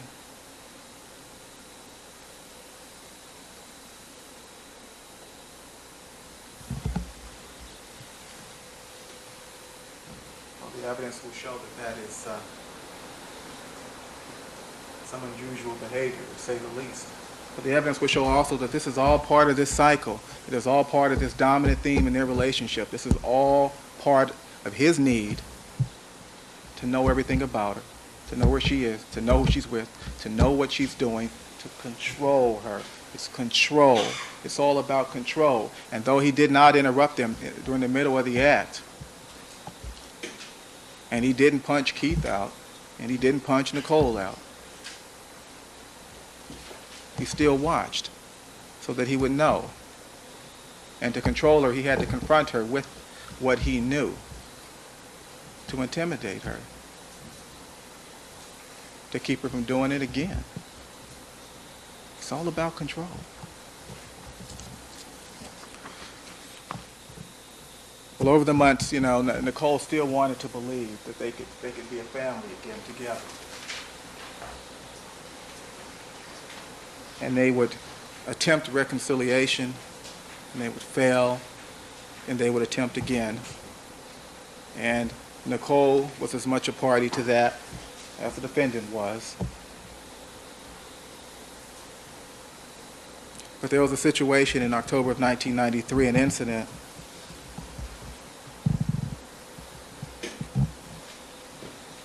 another control incident. He forced his way through the back door of her place on Gretna Green. He forced the door in. He entered her house without her permission, without her knowledge, and he confronted her, and he scared her. He frightened her, and he scared her so badly that she telephoned 911. And she asked for police assistance, and you will hear that tape, the tape of that 911 call, and you will meet the 911 operator. And you will hear the defendant in the background. This is October 1993. He watched Keith and Nicole have sex in April of 1992. And when you listen to the October 1993 911 tape, you can hear him in the background still yelling and shouting about what happened in April of 1992. But that 911 tape is a telling glimpse into their relationship. That's for sure. And it's also an example of this defendant's private side, his private face. The other man, the man in the courtroom, the man that's on trial here today. And you'll hear Nicole on the telephone talking to the operator. And as you listen to her, you can't help but discern from the tone of her voice and the things that she says that she's a tough woman, but that she's also afraid and intimidated. And not only that, but that she feels that her situation is hopeless.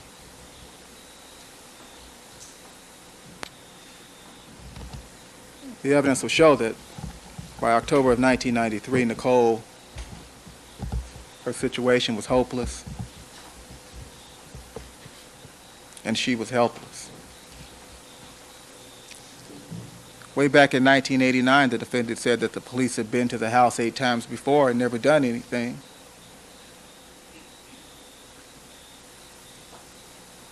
Nicole said the same thing on the telephone to the 911 operator in 1993. Her situation was hopeless and she was helpless. And you can infer from the evidence that Nicole Brown expected or had no expectation that anyone would ever do anything to this defendant because he beat her. There was no help coming and she didn't expect any help.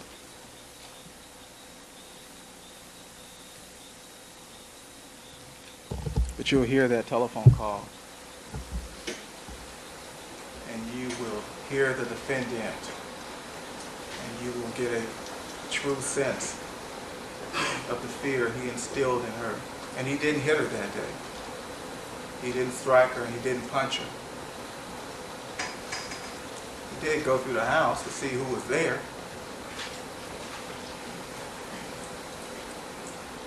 But he didn't hurt her that day. Still, she stayed.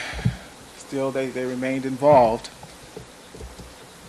Not only in the sense that he was the father of her children, but they still attempted to reconcile.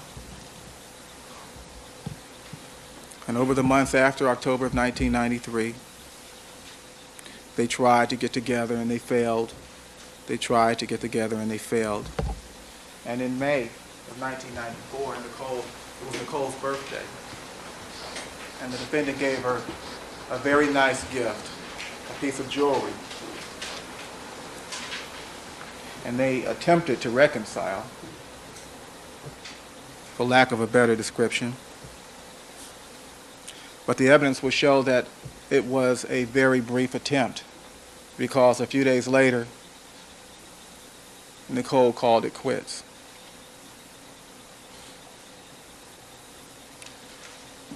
She woke up to the true reality of her situation. She couldn't be bought anymore. She couldn't live like that, and the evidence will show that she let the defendant know that it was over. This is it. Hasta la vista. And this was significant in the mind of this defendant, ladies and gentlemen. It was something that had never happened before. He would do things to her and he would try to appease her by giving her things, and she would accept those things and they would reconcile. But not this day. This day, she couldn't be appeased. She couldn't be bought. She couldn't be bribed. She had had enough around, and he sat in it, and he sat there facing Nicole, and he just stared at her. He just sat there staring at her. And you'll hear testimony about this, and the evidence will show that it was a menacing stare, a penetrating stare. It was an angry stare, and it made everyone very uncomfortable. When the recital was over, there was a little issue of whether or not the defendant was allowed to give Sidney some flowers, and he gave her some flowers. But the Brown family had decided to go over to the Mezzaluna restaurant for dinner. And as they left, they made it clear to the defendant that he was not invited.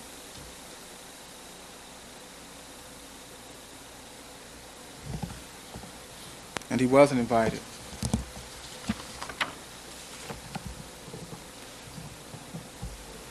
And by not inviting him, it was a reaffirmation of what he'd already been told, and that is that it was over.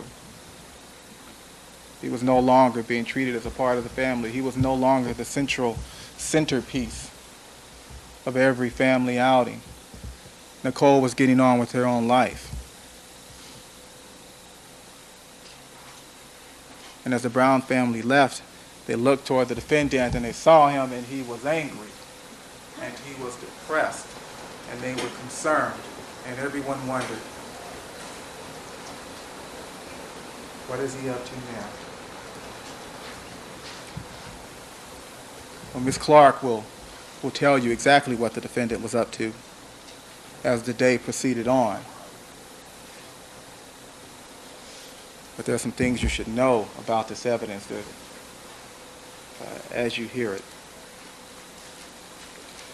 This is not character assassination. This is evidence of a controlling personality, of a controlling relationship. It's proof of jealousy. And as Ms. Clark talks and as the evidence develops in this case, and as you hear it and see it and process it, you'll see that cycle of violence. You'll see how things escalated. You'll see how controlling he is. And you'll see why he would kill on June 12th. This is not character assassination. This is not some tabloid prosecution. The evidence you will hear in this case will be evidence of this defendant's life, of his conduct, the things he did. You hear evidence of his relationship with one of the victims. And as you hear it, as you hear the evidence and as you listen to Ms. Clark, you'll see how it is that Ronald Goldman happened to be at the wrong place at the wrong time. As you listen to the evidence, you'll see that his decision to kill finally was merely a final link in a progressive chain of abusive and controlling conduct. And it was a chain that consisted of fear and intimidation and battery and emotional and mental abuse and economic abuse and control and stalking. And you'll see that there was a common scheme, a common plan in all of this, and that was to control her.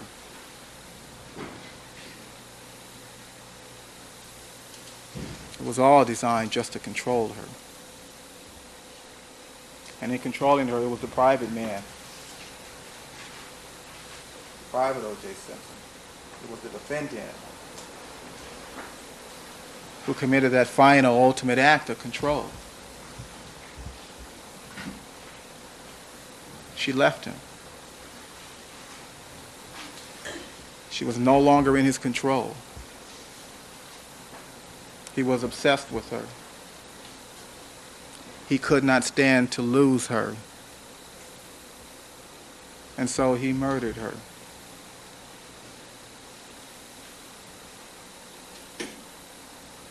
And as you hear the evidence in this case, it will become clear that in his mind, she belonged to him. And if he couldn't have her, then nobody could.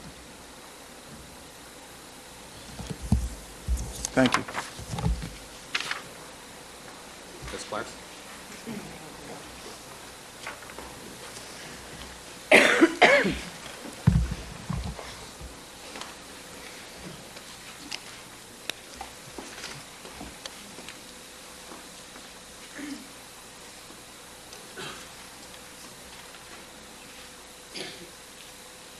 Good morning, ladies and gentlemen.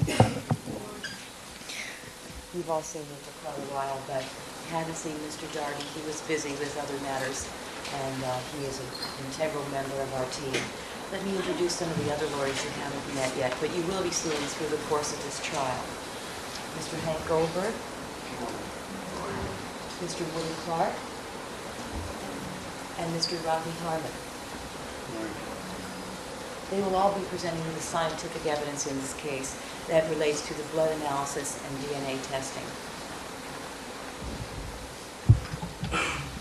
When you hear the amount of evidence that we have, you'll understand why I need the help, and I thank them very much for their able assistance thus far. Of course, you know Mr. Hodgman.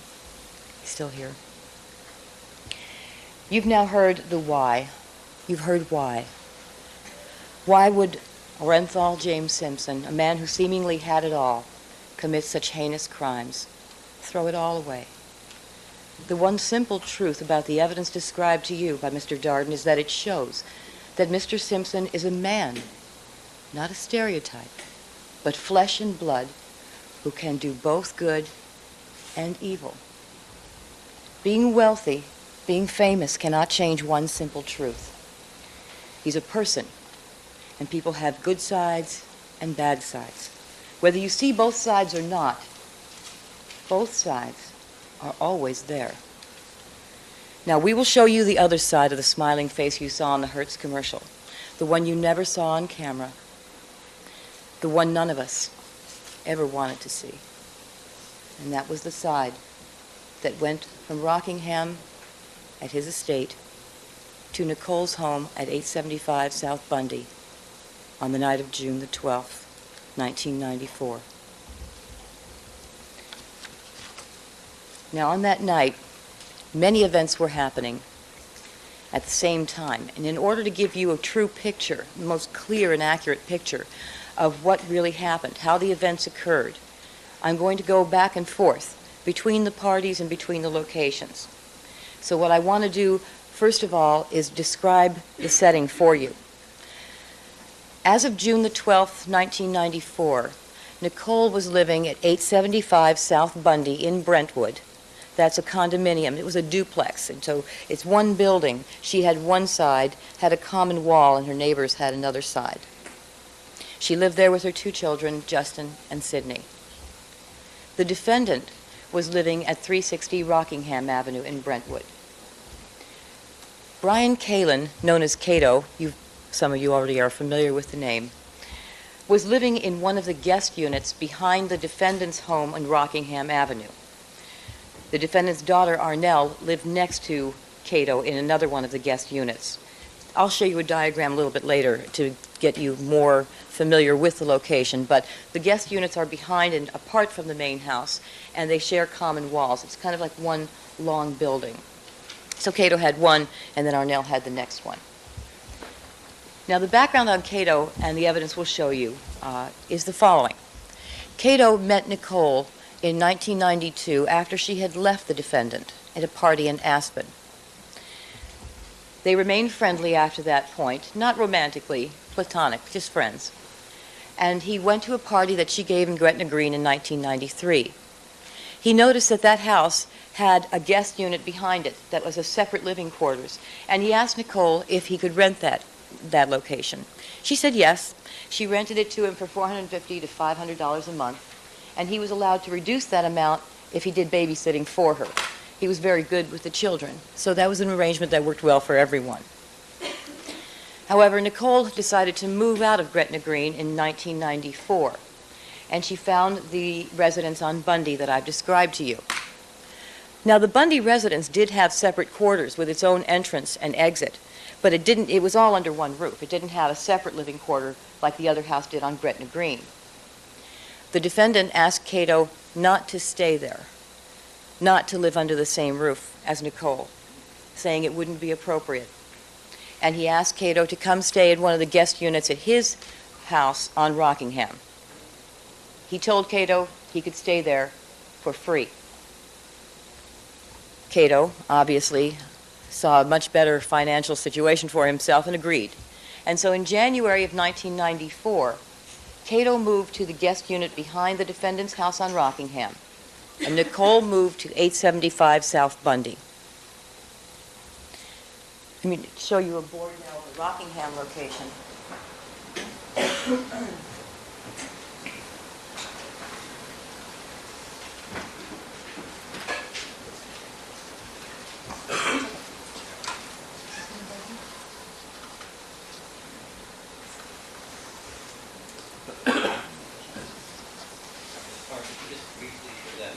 Oh, sure. Look, the defense is seen.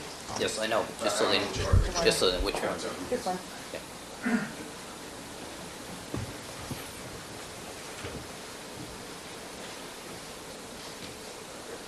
Thank you very much, Your Honor. Thank you, counsel.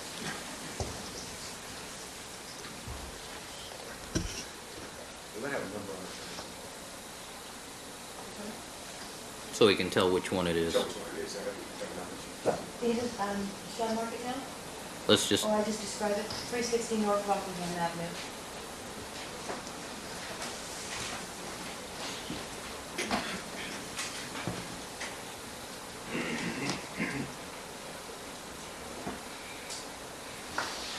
This is an overall diagram of the defendant's home on Rockingham Avenue in Brentwood. This location here, this area here, is the main house. These rooms that are shown down here are the guest units. Now the guest units close off. They are locked off with a door so that you can't enter from the guest unit into the main house. You see the area here, it's marked Kalen's room. I don't know if you can all read it, that's why I'm pointing to it for you. That is Cato's guest unit. Right next to his unit is an... Clark, could you allow Mr. Cochran to step over to your right so that he can see what you're pointing at?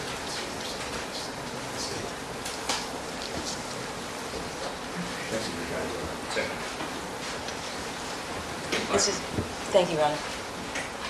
This is an office that Cato had access to. And this would be Arnell's room, right next to Cato's. Now, the Rockingham address also had a gate that opened onto Ashford Street on the north, and a gate that opened onto Rockingham on the west side. I'll get into more detail about it a little bit later.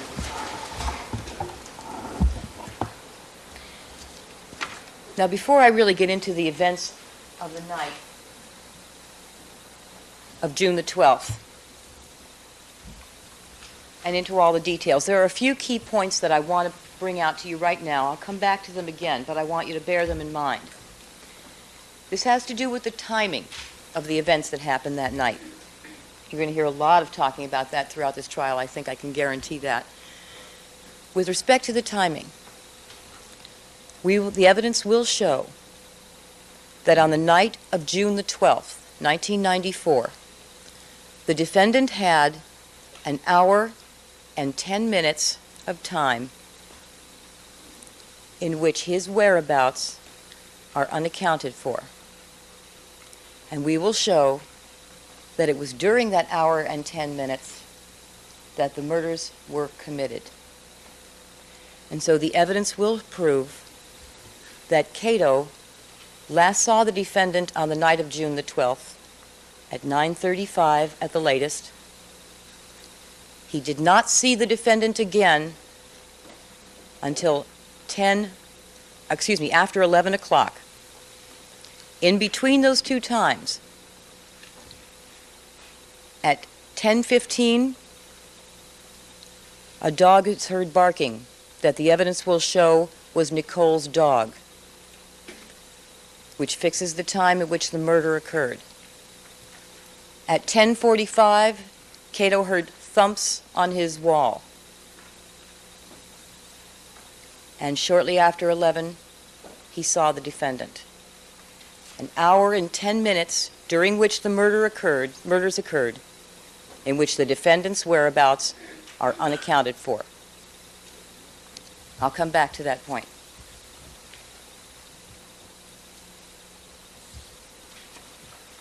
Now, on the night of June the 12th, as Mr. Darden has already described to you, that was the recital for Sydney. It was a dance recital for her school.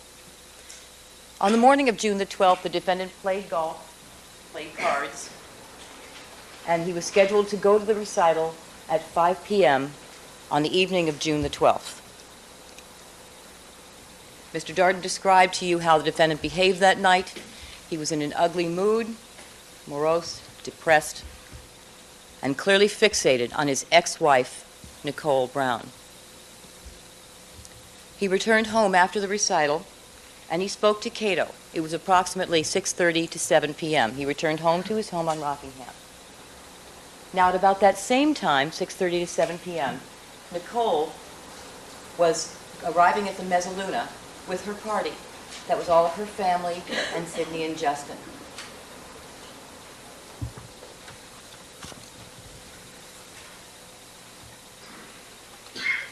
Now back at Rockingham, Mr. Simpson spoke to Cato. He discussed a little bit the recital, what he wanted to tell him about it, and he mentioned to him that Nicole was wearing a tight dress, and he wondered how she'd look in that tight dress when she got to be older. During the course of that day, he also told Cato that he and Nicole were through.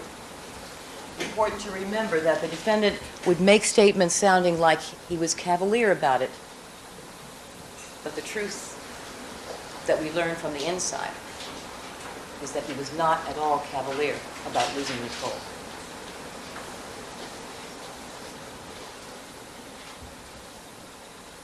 Now, while the defendant is talking to Cato on Rockingham, Nicole and her party arrived at the Mezzaluna for dinner to celebrate Sidney's recital. Ron Goldman was a waiter at the Mezzaluna. He didn't wait on her table that night, but he was working there that night. Nicole was wearing a black halter dress and a black blazer. She left the restaurant with her family at approximately 8:30 p.m. Now, between 8:30 and 9 p.m., Cato was back in his room, and the defendant came out to his room to ask him for some change. The defendant was set to take a flight out that night to Chicago, an 11:45 red-eye. He indicated to Cato that he only had $100 bills, and he needed smaller change for the sky cap. He asked Cato if he had that smaller change, and Cato said he did. He then told Cato that he was going to go out and get something to eat. Cato asked if he could come along. The defendant said, okay. They then left, and they went out to the driveway. The defendant drove to McDonald's in his black Bentley. They got some burgers, and as he drove back, the defendant ate his food while he was driving. Cato did not.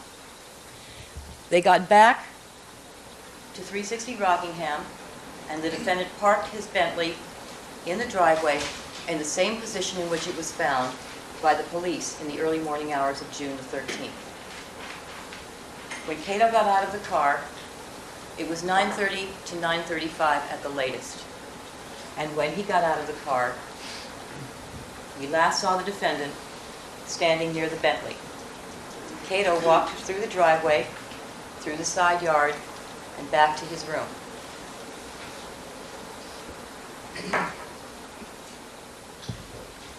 As soon as he got back to his room, he made a call to his friend in San Diego at 9:37. So we know that the defendant got home between 9:30 to 9:35 at the very latest, based on the timing of the phone call that Cato placed to his friend in San Diego.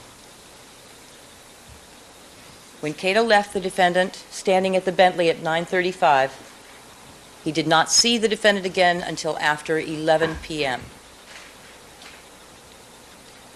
Now, what I'm about to describe to you is a series of events that proves that the murders occurred between 9:35 and 10:45 on the night of June the 12th, and that during that time, the defendant's whereabouts are unaccounted for. At 9:37, Juditha Brown, that is Nicole's mother, called the Mezzaluna to see if they had found her prescription glasses that she thought she had left there at dinner that night. Karen Crawford, the bar manager for Mezzaluna, took that call and then went to look for the glasses. She found them out in the gutter near where the family had gotten out of their car to come into the restaurant. She brought them back into the restaurant, told Juditha that she had found them. Juditha asked her to keep the glasses there. So Ms. Crawford put them into an envelope marked Nicole Simpson prescription glasses. We'll show you photographs of that envelope today. Now, Juditha called Nicole at 9:40 p.m. and told her that the glasses had been found and were being kept at the Mezzaluna at 9:40 p.m.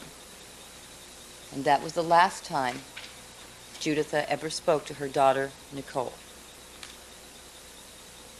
A few minutes later, Ms. Crawford received a call from Nicole, and they spoke. Ms. Crawford then called Ron Goldman over to the phone. Ron Goldman spoke to Nicole for a few minutes, and when he was done and he hung up, Ms. Crawford gave him the glasses, and he took the envelope containing those glasses. Shortly thereafter, at approximately 9:50 p.m., Ron Goldman left the restaurant, still dressed in his waiter's uniform, the white dress shirt, the black pants, and the black shoes. And his friends at the restaurant never again saw him alive.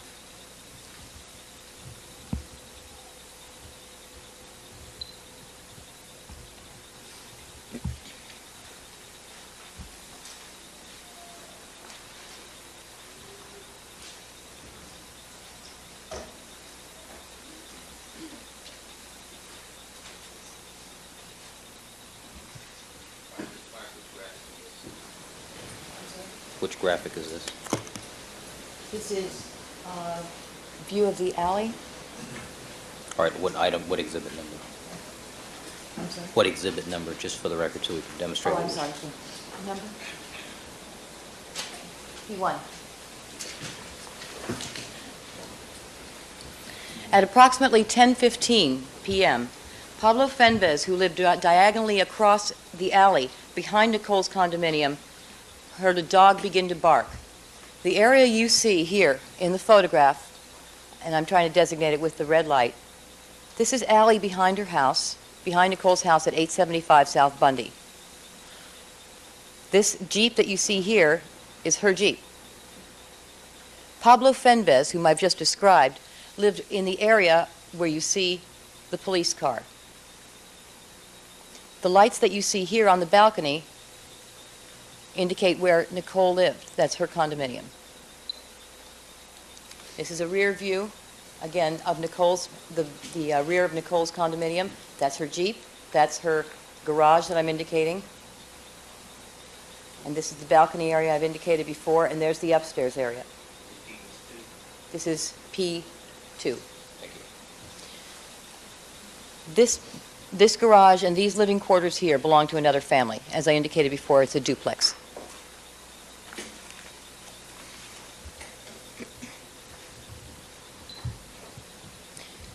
So at 10:15, Pablo Fenves heard a dog bark. He remembered it clearly because the bark was like a plaintive, insistent wail. It was like nothing he'd ever heard before. Although he'd heard dogs barking in the neighborhood often, other dogs lived in that neighborhood. This was different. This bark sounded to him like a dog in trouble. At 11 p.m., when Pablo Fenves went to bed, the dog was still barking.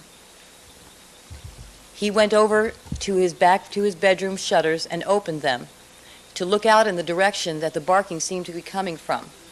And he looked in the direction of Nicole's condominium, which is the direction it seemed to be coming from. And he noticed that there were lights on in the upper floor of her condo. When he fell asleep, shortly after 11 o'clock, the dog was still barking. The evidence will show that this dog, wailing and barking so insistently, was Nicole's white Akita, Cato. Another neighbor, Steve Schwab, left to take his dog for a walk at approximately 10:30. At about 10:55, when he got to the corner of Dorothy and Bundy, which is right on the corner of Nicole's, where Nicole lived, maybe one house down, he saw Cato the dog walking alone. The dog was acting very agitated, seemed to be barking at the house on the corner of Dorothy and Bundy. He couldn't tell which one. And he noticed that the dog had an expensive collar. When he checked it further, looking for tags, he noticed that there was blood on the paws and on the legs of the dog. Although at that time he saw no injury, he assumed there must have been a cut on the paw to cause all that blood.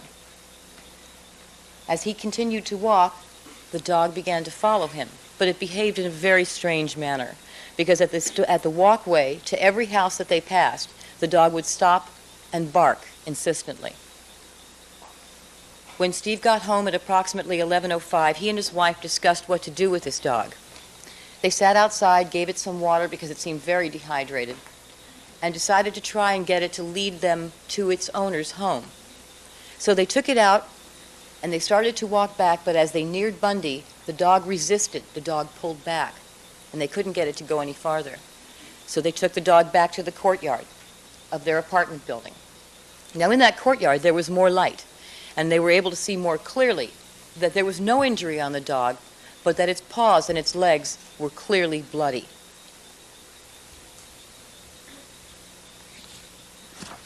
Now, Steve Schwab later gave that dog to another neighbor in his apartment building, Sukru Bostepi.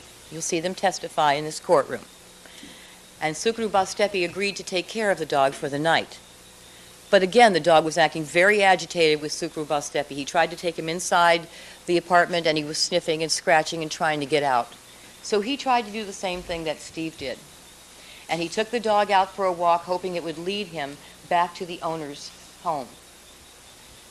As they went south on Bundy, the dog started pulling harder and harder until they got to the location of 875 South Bundy. And there at the pathway leading up to that home, the dog stopped. And the dog looked up the pathway, and that made Sukru look up the pathway. And there he saw a sight that he'll never forget.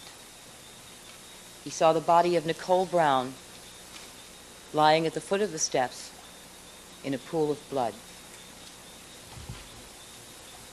Now I'm going to backtrack for a moment and talk about Rockingham. I last mentioned Cato at 9:37. He was on the phone to his friend in San Diego. He was on that phone for 7 minutes. That call ended at 9:44, at which point, after trying to use the typewriter in that office I showed you before,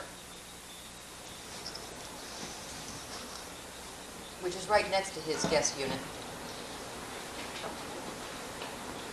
This be the room right here. He called his friend Rachel Ferreira.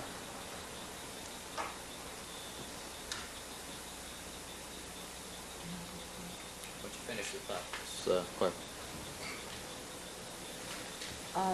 It goes into, it's kind of better to break here if that's all right with the clerk. All right. All right, ladies and gentlemen, we're going to take our recess for the lunch hour. Ms. Clark, could you take the poster down, please? Yes. Thank you. All right, ladies and gentlemen, we're going to take our recess for the lunch hour. Please remember my admonition to you. Don't discuss the case amongst yourselves, form any opinions about the case, talk to anybody about the case, or allow anybody to talk to you about it, and we will see you back here at 1:30. All right, have a nice lunch. All right.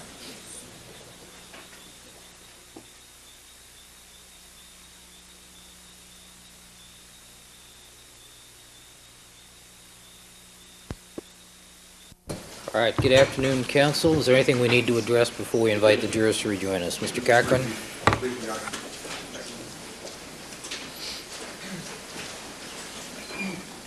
Thank you very kindly, Your Honor. I'll be very brief.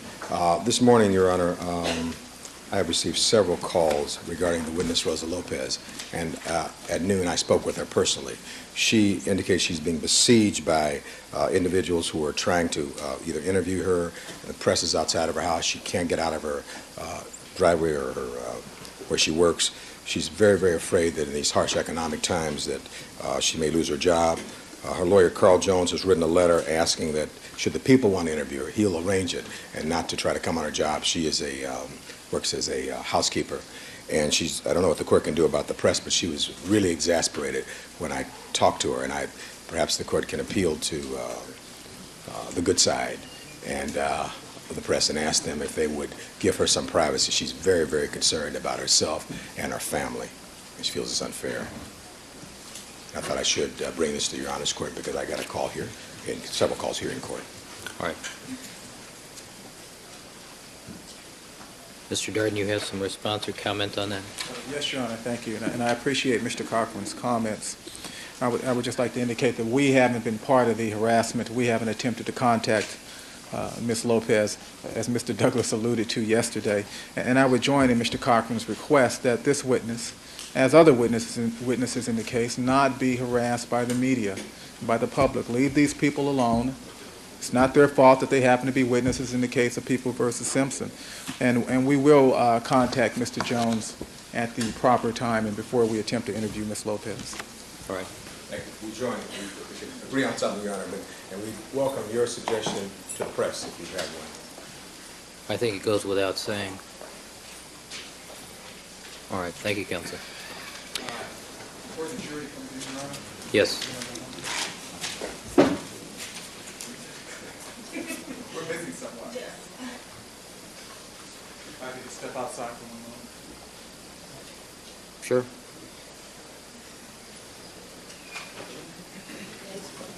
I'm sorry? Briefly. Well, for the same purpose, Mr. Darden going outside. Who are we missing? Our technical support. All right.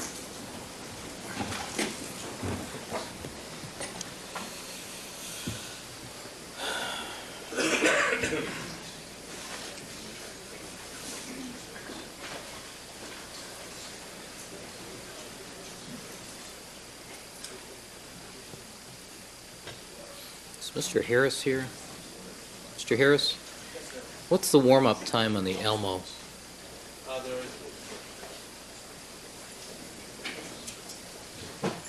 All right, Ms. Clark, are you ready to proceed? Are we ready to proceed? All right, Deputy Magnera.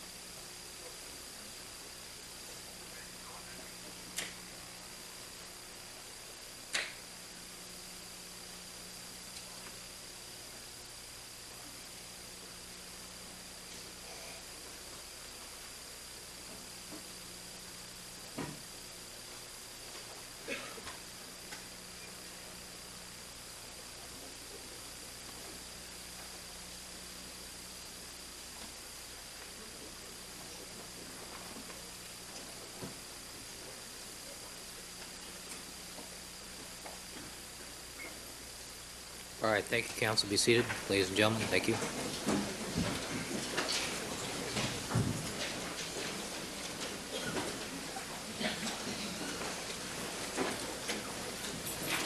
Back on the record in the Simpson matter, Mr. Simpson is again present before the court with his counsel. People are represented, and we have all the members of our jury panel again present with us. Ms. Clark, do you wish to continue your opening statement? Thank you, Your Honor. All right. Good afternoon, everyone. I forgot to introduce a very important member of our team, and I sincerely apologize for that. Jonathan Fairlow. He's a new member of our office, and he does all of the technical work that you're seeing here. I wouldn't have a clue how to operate these things without him.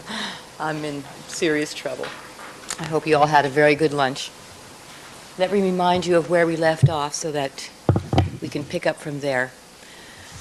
We were talking about the timing, and I was discussing with you that Cato had last seen the defendant at 9:35 at Rockingham, and that an hour and 10 minutes, and that it was after 11 before he saw him again. So he saw the defendant at 9:35, did not see him again until after 11, and during that period of time, the defendant's whereabouts are unaccounted for. Now, last I spoke to you, Cato was on the phone with his girlfriend, Rachel Ferreira.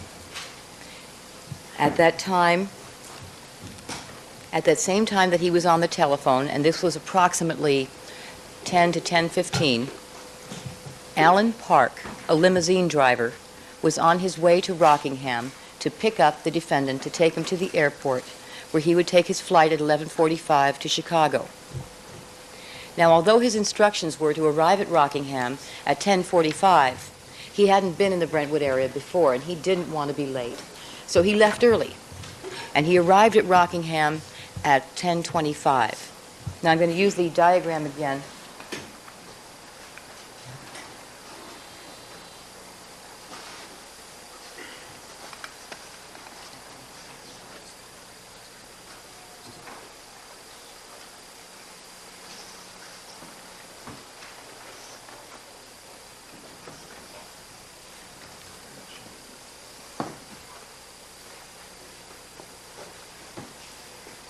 When Alan Park pulled up on Ashford Street, he parked across the street from the defendant's residence, got out of his car, sat behind it on the curb, and had a cigarette. He got back in his car at about 10:30, sat in his car for a few minutes listening to the radio, and at 10:35, he decided that he would go and look at the Rockingham gate to see if that drive-in would be easier for him than the Ashford Street gate. What I should tell you right here is that he was driving a stretch limousine, and that has a very hard time making tight curves. He wanted to be able to pull up in front of the front door to an area that would be easy to load the baggage. And so he wanted to see if the Rockingham entrance would be more easy for him than the Ashford Street address. So he decided to pull down to Rockingham. He pulled the limousine down to Rockingham, all the way down to the point where the driver's side window would be parallel with the Rockingham gate, so he could look inside. Now, in doing that, he had to pass right by the curb area just north of the Rockingham gate. And what he noticed when he pulled to that area that was right in his field of view is that there was no car parked there. No white Ford Bronco. And it was 10:39. That's very important. We'll come back to that again. He looked down the driveway, and he saw that that looked like a tighter turn even than Ashford. So he backed the limousine up Rockingham Avenue and made a left turn onto the Ashford Street and pulled right up to the Ashford gate. When I say he pulled right up to the Ashford gate, on this photograph you see the Ashford gate of the defendant's residence. He actually had the grill of the car almost touching the gate, facing inward toward it. Photograph. I thought we gave the court. It's P 29. All right, thank you. Can you give him? Your Honor, so the court won't have to inquire after every photograph. We've given a list to the court for each and every one with a Well, I think you should make the record, counsel. You should tell us which this is. Because the clerk can't see, clerk has the list. She can't see directly the video. So you Then need to tell me which video you're using, which graphic you're using. Very well, Your Honor. I'll ask that Jonathan Fairlow be allowed to. Fine. Thank you, Your Honor.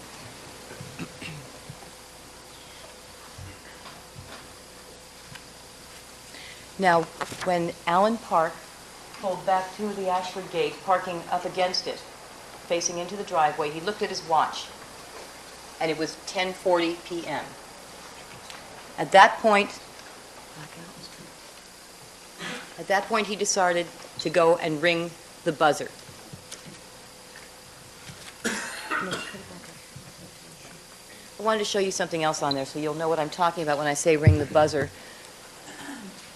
I'm gesturing with this red light. You can see right here. That's the call box, where you'd be pressing the buzzer. And it rings inside the house. The person inside can then press a button to open the gate.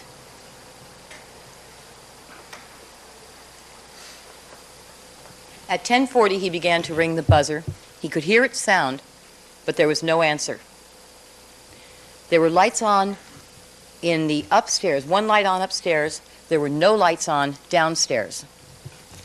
It seemed to him like no one was home, and he was a little worried about that, so he decided to page his boss and find out if perhaps the plans had changed. At 10:43, he paged his boss. He was then worried that perhaps the page didn't go through, so at 10:49 he called his boss at home, but there was no answer. He then got out and pushed the buzzer at the Ashford gate a few more times.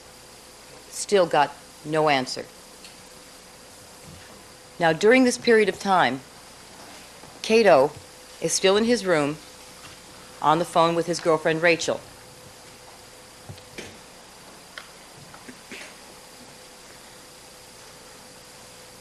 Now, what I haven't explained to you yet, this area here shown, this is the southern border of the defendant's property. This is a walkway here, but it's not like a sidewalk. It's very narrow, and it's very dark. Just a few feet wide. It's covered with leaves. It has the shrubbery that's indicated here. It's actually from the neighbor's yard. And there's a chain link fence. The shrubbery's right up against it. It overhangs the walk to make it very dark. Here you can see what's indicated as an air conditioner. I don't know if you can all read it, but that's what's written here, this little black box here. This air conditioner actually hangs over the walkway quite a bit. It's an air conditioner that is set into Cato's wall. So you can see the air conditioner on the inside, and then it hangs outside the wall, outside the house, over that walkway. So that this wall of Cato's room faces onto the south walkway. There's no entry or exit there. He can't go out that way. If he wants to exit his room, he has to exit through the doors that are right here. They're like shuttered doors, like shutters, door-like shutters. And he goes out through those shuttered doors to the pool area, and that's how he exits. So on that night, he's on the phone with his girlfriend, Rachel.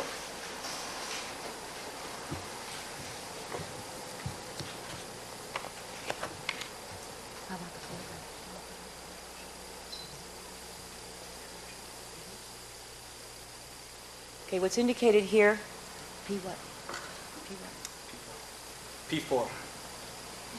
What's indicated here is the area I've just described to you. You see the shrubbery from the neighbor's yard and the chain link fence. And this is the air conditioner right here that I'm circling. That air conditioner is for Cato's room. It's set into his wall. This is the walkway. You can see how dark and narrow it is. This is a shot taken during the daytime.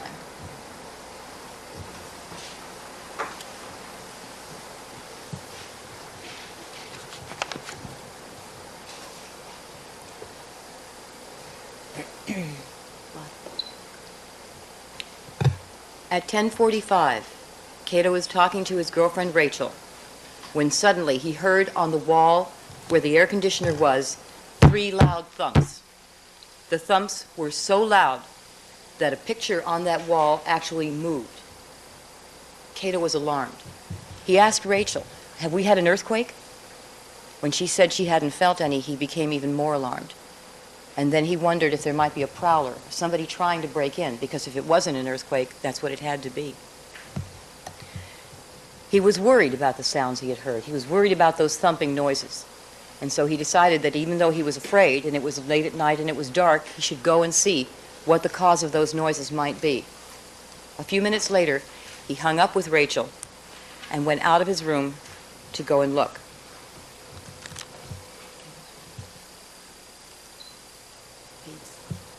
P6.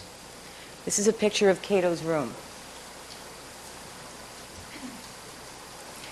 Right up here, where I'm indicating, that's the air conditioner in the wall. The part of the wall that you can't see in this photograph, which would be actually over here, the opposite side of the bed, is where the picture was hanging that moved when the thumps were made. And now the shuttered doors I referred to, you can see them here at the left edge of this photograph. See them better here. This is taken from the head of the bed facing outward. These are the shuttered doors that lead out to the pool area. P5.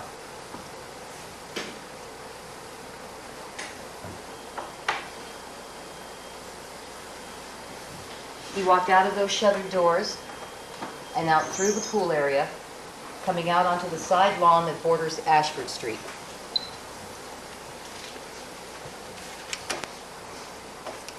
When he came out to that side yard, he saw the limousine that was pulled up to the Ashford gate. But he figured that the defendant had already made contact with him, was about to let him in anyway, and didn't pay any further attention because he was very distracted by what the cause of those noises might be. Now with him, he had a little dim flashlight that he was going to use to try and see what was going on back there in the dark. In the meantime, just before Cato came out onto the side yard, Alan Park was standing at the Ashford gate ringing the buzzer, still getting no answer. Finally, he heard the car phone ringing inside his car, and it was 10:52. He had still received no answer to the buzzing at the Ashford gate. He got back into the car and spoke to his boss, telling his boss, "I don't think anybody's home. What shall I do?" His boss told him to wait a little longer, and when he'd been speaking to his boss for 3 minutes, he saw Cato coming out the side yard with his little flashlight. Almost simultaneously with seeing Cato in the side yard, he saw a person 6 foot tall, 200 pounds, wearing all dark clothing, African American, walk quickly up the driveway and into the front door entrance. Immediately, as that person entered the house, the downstairs lights went on. Alan Park hung up the phone and walked over to the Ashford gate and buzzed again. This time, he got an answer. And the defendant said, a voice that Alan could recognize as the defendant's. The defendant said, "Sorry, I overslept. I just got out of the shower. I'll be down in 1 minute." Now, Cato, who was distracted by the possibility of a prowler, wasn't looking to see if anyone was coming and didn't see. And although Alan Park could not see well enough at the time the person entered the house to identify who it was, clearly that was the defendant. Now, while Alan was standing at the gate speaking to the defendant on the intercom, Cato decided to walk around to the south side of the garage, and he was going to attempt to go down that narrow walkway to see what had happened. But when he got actually back to this corner of the garage with that little dim flashlight, it was very dark and he was scared. So he decided not to, and he came back around. When he came back around, he realized that the limo driver was still outside the gate. So even though the defendant had spoken to him and said he was coming down, he did not open the gate for him. Cato had to go and open the gate. He opened the gate and he let him pull in. As soon as Alan Park pulled the limousine into the driveway, Cato, who was still very worried about the sounds, started talking to him, telling him he'd heard the thumps on his wall. His picture moved. He thought it might be a prowler, or maybe was it an earthquake? Had Alan felt an earthquake? Alan said, "No, I haven't." Cato was very nervous. But now, with Alan pulled into the driveway and inside the grounds, he felt a little safer. So Cato decided to go back to the area and try and check out the sounds and what had caused them. When he went back to the south side of the garage, he went through a first gate that basically you just lift and push against the wall. It's not a locking gate. Went up as far as a second gate, but couldn't see anything. It was still dark. The flashlight was very dim, and he decided to come back. He was still too afraid to go back there by himself. Cato came back out around the garage, and when he came out, he saw that the defendant had come out of the house by that time. The defendant was now wearing a light blue denim shirt and light blue denim jeans. As he came out, Cato also noticed that there was a small dark bag placed near where the the Bentley was parked. Remember I told you the defendant parked his Bentley this way, facing out towards Rockingham. You could see that there was a small dark bag on the grass near that Bentley. It was Alan, Park, and Cato who were loading all of the bags into the limousine. And while they were loading the bags into the limousine, Cato spoke again of the thumps that he had heard, and being worried that it was a prowler, thinking it might have been an earthquake, hoping, I guess, it was an earthquake. So he asked the defendant for a better flashlight so he could go around to the back area and check out the source of those sounds again. He and the defendant then walked into the house very briefly, but then the defendant said, "Oh, it's late, I gotta go," and came back out. While they were loading the bags, Cato offered to go and get that small dark bag on the grass and put it in the car for the defendant. Unlike any of the other bags, the defendant said, "No, I'll go get it." He went and got the bag, the defendant got the bag, and put it into the car. Now, the defendant did not give Cato a better flashlight, and when he left, although Cato seemed very concerned about the thumbs, the defendant seemed relatively unconcerned. He got into the limousine and they left for the airport at approximately 11:15. Now let me back up for a minute. Just before he left, the defendant asked Cato to set the alarm. Cato said he didn't want to do that. He'd never set the alarm before. He didn't know the code. He felt very uncomfortable with the responsibility. Told the defendant, "No, I really don't want to do that." The defendant then left. They left out the Rockingham gate at 11:15. Cato went back to his room to call back his girlfriend, Rachel Ferreira, as he'd promised to do. On the way to the airport, the defendant repeatedly complained of being hot. Alan Park could see that he was sweating, and he rolled down the windows and turned on the air conditioner. The temperature that night was 63 degrees. During that drive to the airport, Alan could see that the defendant was moving around with his bags in the passenger compartment, although he couldn't see exactly what he was doing. They arrived at the airport at 11:30, and that small dark bag that the defendant insisted on putting in the car himself was never seen again after the defendant left for Chicago. Now, during the time the defendant was driving to the airport, Cato was on the phone again with his girlfriend, Rachel. During that phone call, there was a call waiting interruption. The call was interrupted by the defendant. The defendant told him, "I need you to set the alarm. I forgot to set the alarm." He had to give Cato the security code and tell him where to go and set the alarm. There was a keypad outside the front entrance, at the front door. Now, in the 6 months that Cato had been living there, the defendant had never asked him to set the alarm before, had never had to give him the security code before. This was the very first time that had ever happened.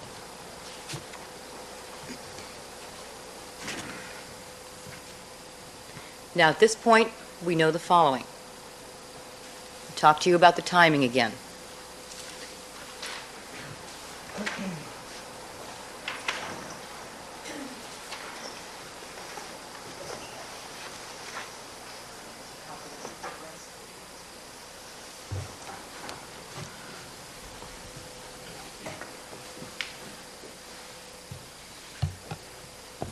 Cato last saw the defendant at 9:35 when he was standing by that black Bentley after they'd come back from McDonald's.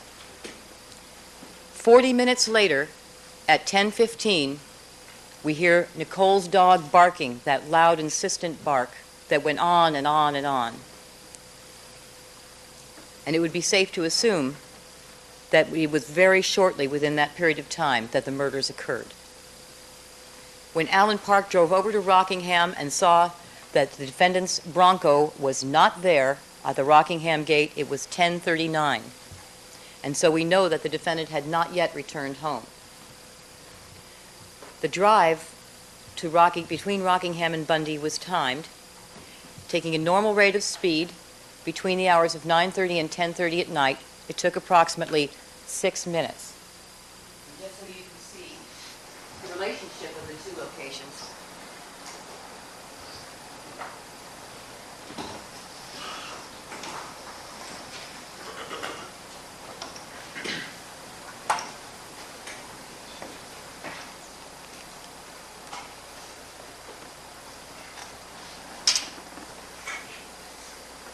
Here's Nicole's condominium, 875 South Bundy. Here's the defendant's residence, 360 North Rockingham. All right, for the record, this is Brentwood. to be a blow-up of the Thomas Brothers map. Yes, map of Brentwood area. All right.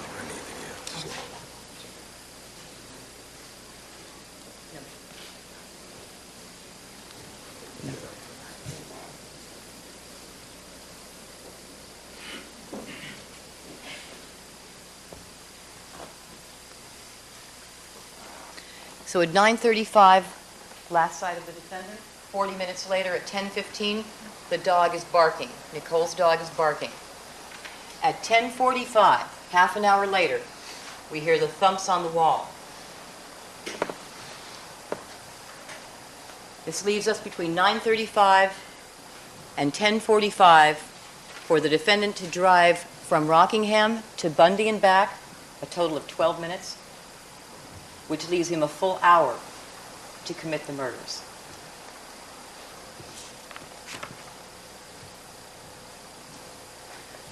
Now let's go back to Nicole's home at 875 South Bundy.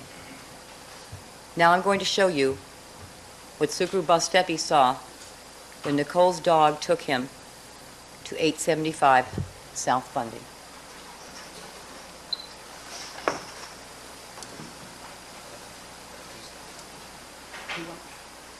P7. This is the view from the walkway. This is from the sidewalk area. At the end of the walkway, at the foot of the steps, you see the body of Nicole. She's wearing the black dress that she wore at the Mezzaluna that night. Officers Risky and Terrazas were the first officers to arrive at the scene. They got there at 12:13. That's 12:13 a.m., shortly after midnight. They immediately contacted Mr. Bastepi and his wife, who pointed to where they had seen Nicole.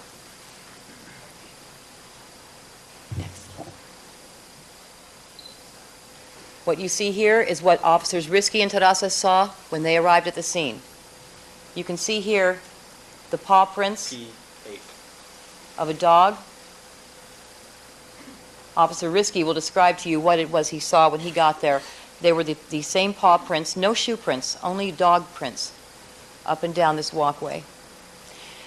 In order not to disturb the blood or any of the evidence, Officer Risky and Terrazas walked up the side where you see the bushes next to the walkway.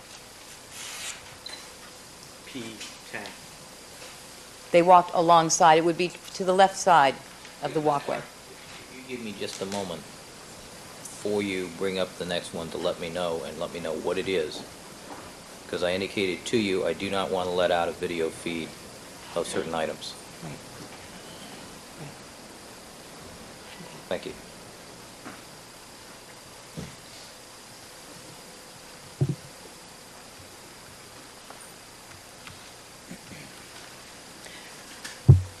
Officer Risky went all the way up to the end of the walkway in the bushes to a point where he was able to see at that point that it was not just Nicole, but also Ron. Your Honor? This one. P11. Thank you. You see here Ron Goldman, as he was found by Officers Risky and Terrazas. Now, what you're not going to be able to see in these photographs, ladies and gentlemen, is the fact that Nicole Brown's throat was hideously slashed. And you'll be able to see, and the evidence will show, that her murder took very little time to accomplish. The same goes for Ron Goldman. As a matter of fact, what you will be able to see in this case, but I'll describe to you now, is the area in which he was confronted. The area in which he was suddenly attacked by this defendant was very small. He was literally backed into a cage where he had nowhere to run. And that is how his murder was accomplished in a very short amount of time. You can see the area he's in right there. What you can't tell from these photographs is how small, how narrow this area really is. It's very small. He's bordered on one side by the rungs, you can see by the fence, and by the other at his feet. Yet another fence. It's literally backed into a corner.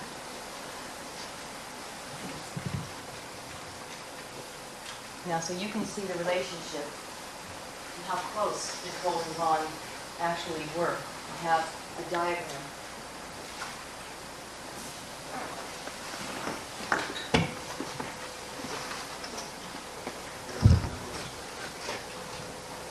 Can you take a picture now? Need a picture?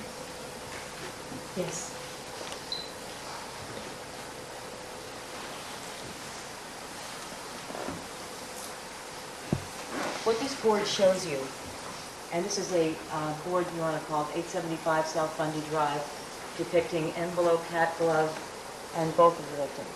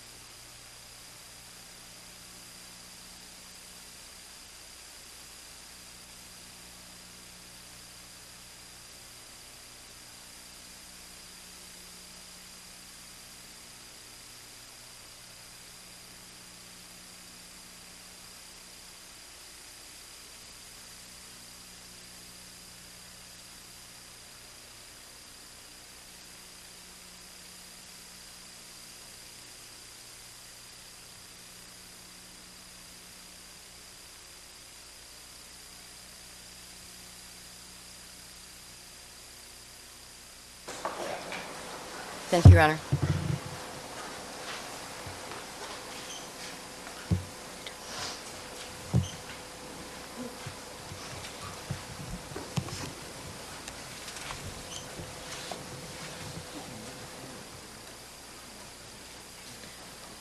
Your Honor, we're going to move to the screen, and it's going to be crime scene photograph. Thank you. P12. All right, this is a view looking from up to down. We did warn you, ladies and gentlemen, that this was a case that was going to have photographs that would be very, very hard to look at. We have to show you the evidence, and I apologize for the graphic nature of them, but this is the crime that we're here to examine. Looking down the steps, what the officer is pointing to is the ski cap and the glove that I've just shown you in the photographs. You can see it now in relation to Nicole. At the top of the photograph, you can just see the boot of Ron Goldman, and you can see the envelope in between them. That is the scene as it was found by Officers Risky and Terraza. P13. There's a close-up. You can see now underneath the plant. It was harder to see before from a distance. The glove and the ski cap. What you can also see here is the bloody shoe print. We'll be showing you more of those. All right, Ms. Clark, I'm going to release this one video. Okay.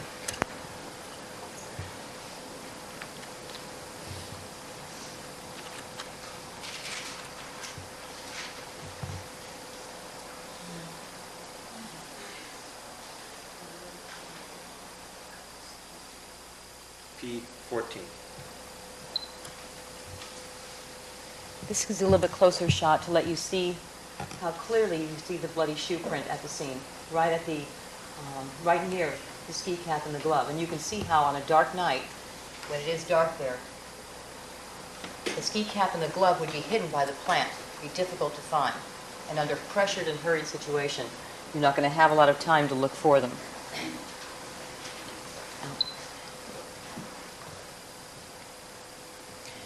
Upon seeing that what you've just seen here, you ladies and gentlemen, Officer Risky went and notified his supervisor, who arrived at 12:30. A crime scene was immediately set up. Yellow tape was placed in front of the residence and behind the residence in order to make sure that no one would walk in and disturb any of the evidence. After the arrival of his supervisor, Officer Risky entered the condominium. Now, what I should tell you is that when he came to the scene, he found the body of Nicole. He could see the front door of the condo, and it was standing wide open. So she had just come outside when she was attacked. He went inside, thinking that there might be a suspect inside, and looked all through the house. Not only did he not find a suspect, but he found no evidence of ransacking, no evidence of forced entry, no evidence of a struggle, nothing that would indicate this was related in any way to a burglary. When he got upstairs in that condo, he found the two children, Justin and Sydney, asleep in their beds. They were taken quickly out of the condo, out through the rear, to avoid the hideous sight in front of their house. Now, what Officer Risky saw, he had gone inside to clear the house. He came out the front door and he looked down the walk. And I'd like to show you now what he saw on that walkway. P. Okay, Your Honor, this is... Can you kill this one? I'm going to turn it off until I see something I'm going to turn off. Thank you, Your Honor. P15. What I'm showing you here is a shoe print, again. Right here. Heel print, a bloody heel print, and another one here. Next. P16. Again. Bloody shoe prints. You can see one set of bloody shoe prints as they go down the walkway. All right, I'm releasing this one.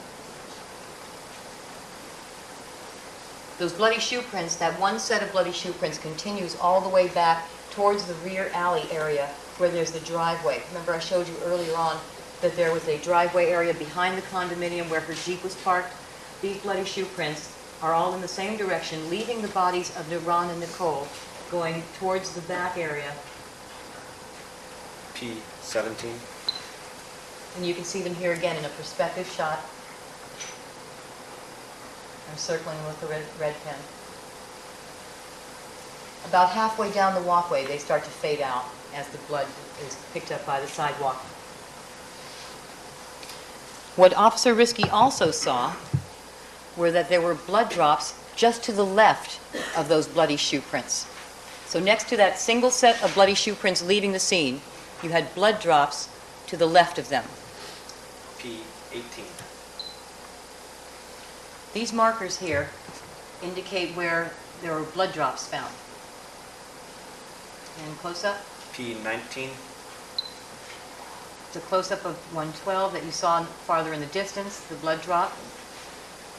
P18 again. That gives you the perspective. Now I can show you what I was talking about. Here's a bloody shoe print. To the left, blood drop. Off farther, see this one I'm circling here, close up, P21, another blood drop.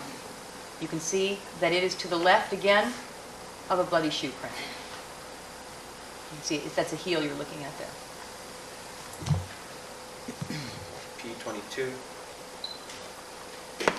Again, this is showing you another blood drop that was found going down the stairs. I should explain to you, ladies and gentlemen, that the walkway going from the front of the house to the rear has many stairs going up and down. See, there are landings going up and down. You see a lot of stairs on this pathway. And on these stairs as well, I'm circling here, that's a blood drop.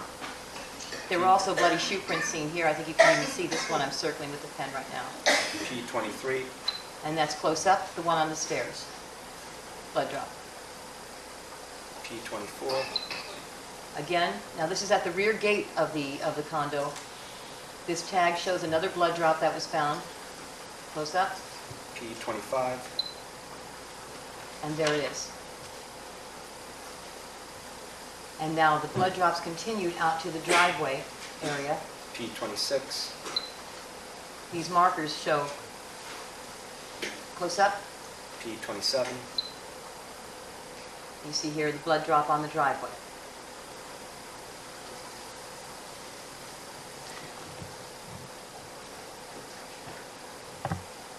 Now, the shoe prints that you saw were determined to have been made by a size 12 shoe. The defendant wears a size 12. The blood drops to the left of the bloody shoe prints. When the defendant returned home from Chicago, he was found to have had a cut to the middle finger of his left hand. P35,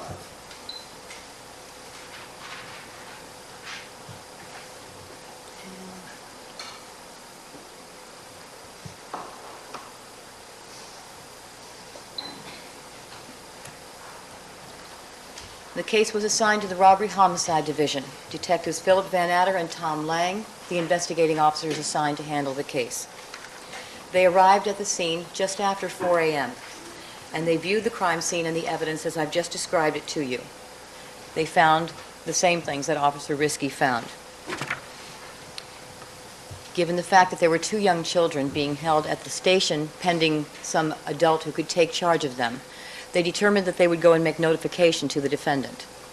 They then proceeded to the defendant's house.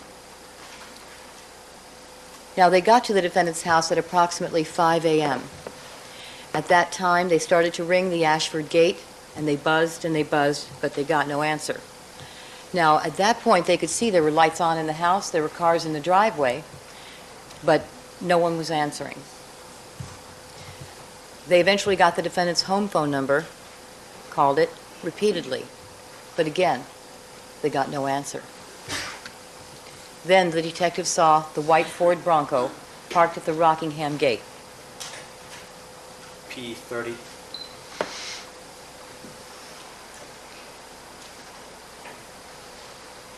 This is the position in which the Bronco was found, just to the north of the Rockingham gate, and that's what you're looking at here. This area here is the Rockingham gate entrance to the defendant's home. This is the location that Alan Park drove by earlier that night at 10:39 and saw that there was no Bronco there at that time.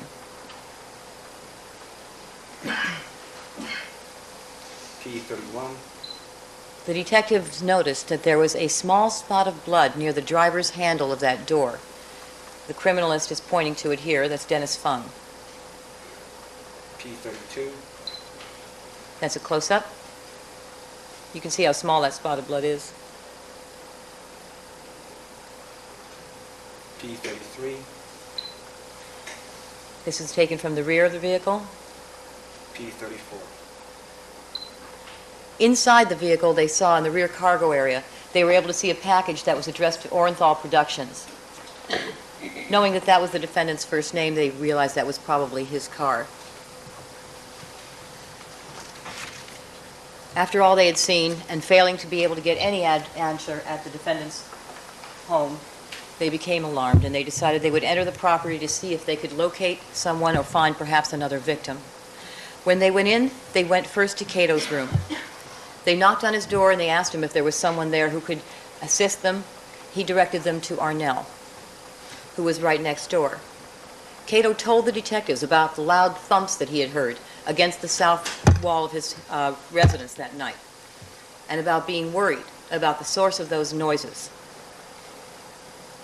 After he told them about those noises, indicating that it was on the south wall and it seemed to come from the area of his air conditioner, the detectives went out to look to see what could have caused those noises. P36. And this is where they went, the same area that Cato had walked to earlier but never gotten up to because he was too afraid, the area of the air conditioner. As they approached this area, it was very dark. They were unable to see anything until they got closer. P37. P38. And there's the glove where it was found, in the very same location in which it was found that night, right next to the air conditioner on that narrow path. When they saw that glove, they realized that it looked like the mate to the glove that you also already saw at the Bundy scene underneath the plant at the foot of the body of Ron Goldman. They then realized that perhaps they needed to secure the residence, and Detective Van Adder then walked out of this pathway and out onto the driveway.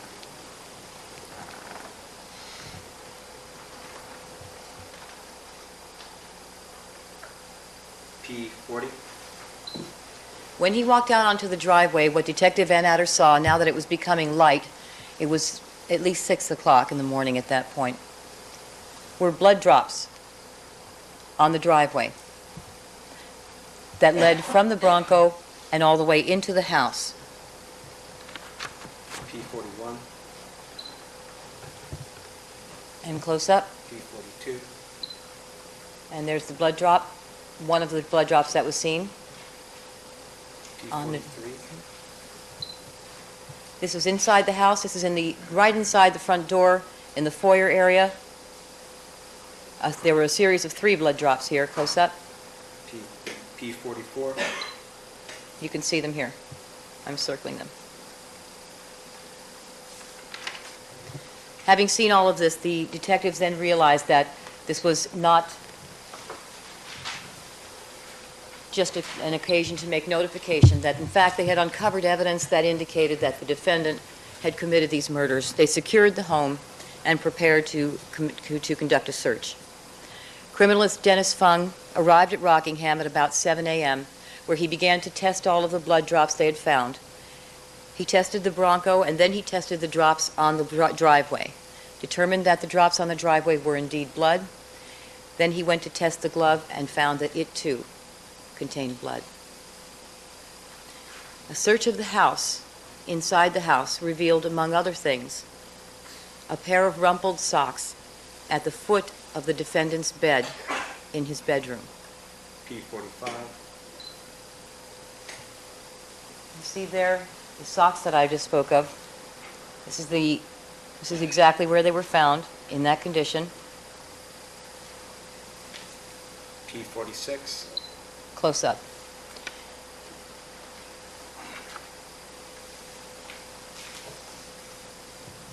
Those socks were collected,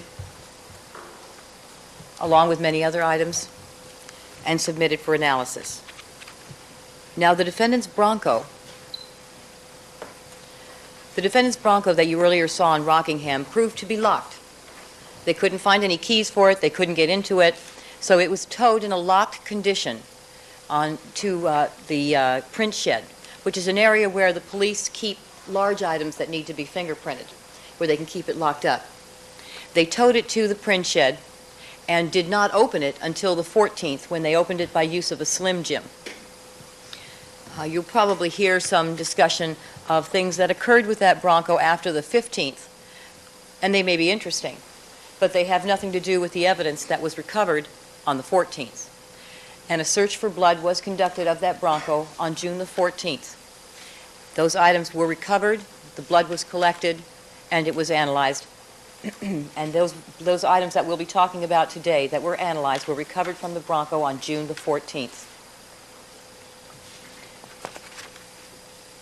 Now, all of the items I've just shown you were collected and submitted for examination and analysis, and what you have here is a trail of blood from Bundy Drive to Rockingham Avenue and into the defendant's very bedroom, linked by the defendant's white Ford Bronco.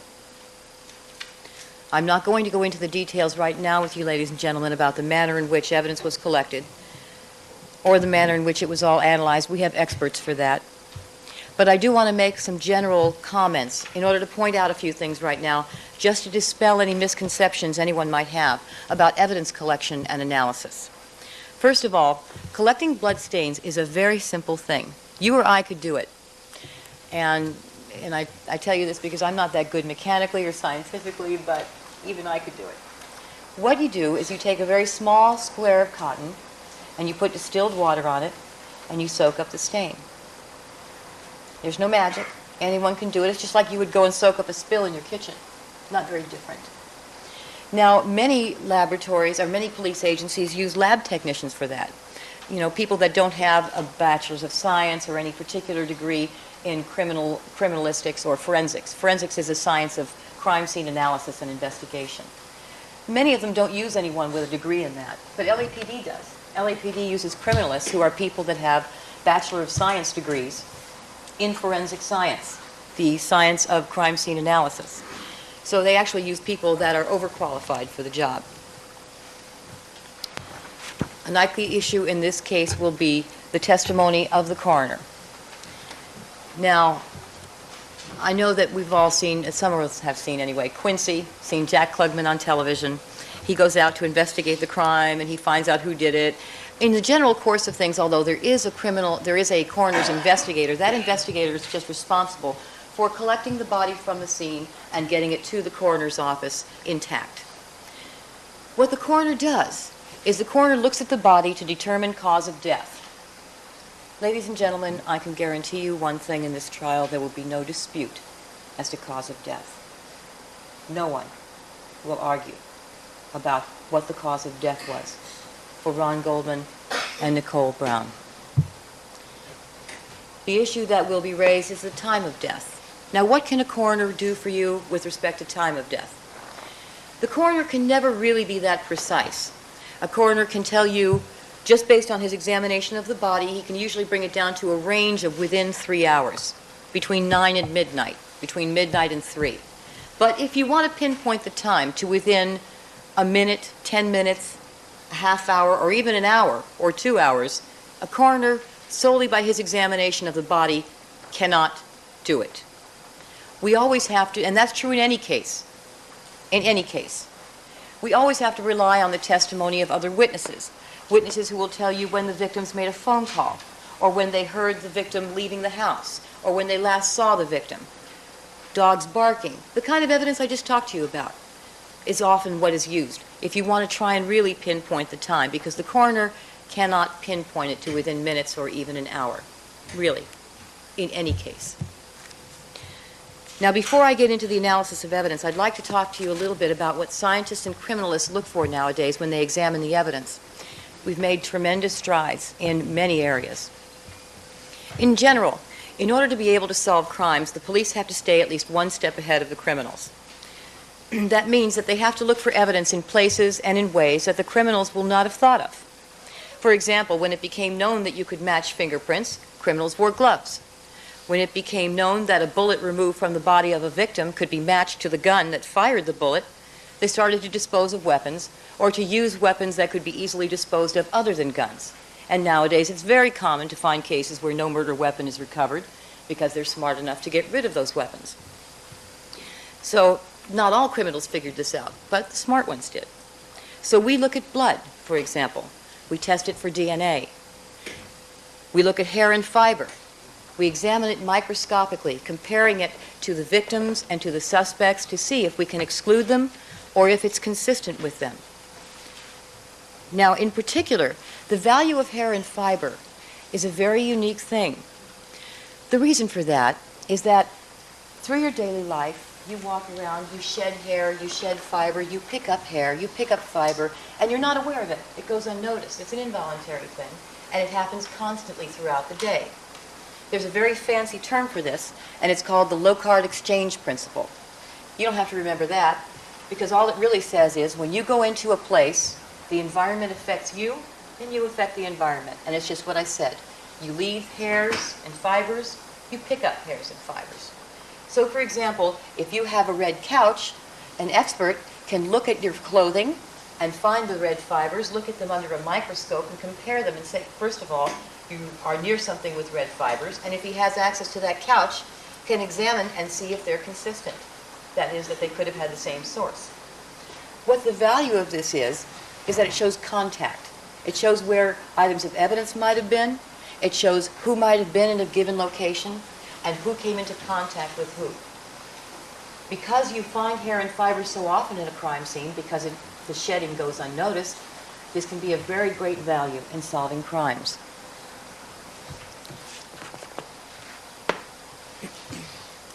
So every crime scene and every piece of evidence has value in terms of being able to help you solve the case. Now, with respect to blood evidence, as you know, we've made enormous strides.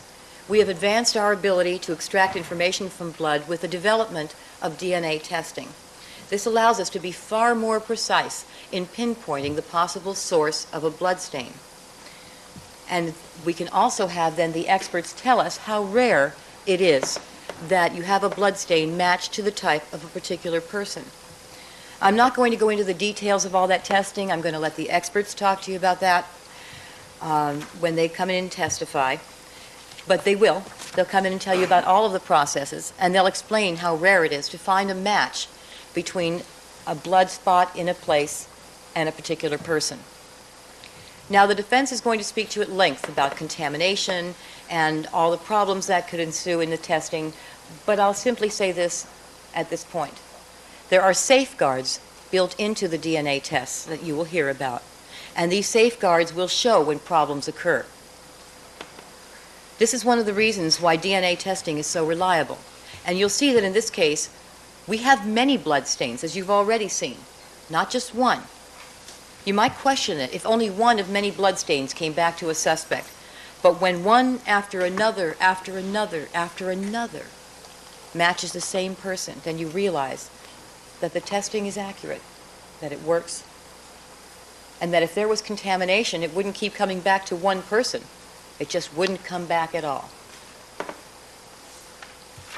And although we're talking about science, and sometimes just saying that word can make us uncomfortable, all you're going to need is common sense and logic to follow this evidence. That's all you'll need. Now, DNA testing is not only used to solve crimes. It has many other purposes as well. Some of you talked about Jurassic Park, and they used it to make dinosaurs, but there are other more common uses for it as well. For example, it is used in the amniocentesis. We talked about that in your questionnaire and when we talked to you during the voir dire process, if you recall. That's the process where you determine whether a fetus may have a genetic defect. Most of you are familiar with that, either by first or second-hand experience. And what happens in that process is that fluid is extracted from the mother's stomach, from the sac, and that's amniotic fluid. That's a fluid that the baby floats in to protect it. They analyze that fluid to see if the baby has a genetic defect. Now, that procedure has many of the same problems. Yes, with the reporter, please.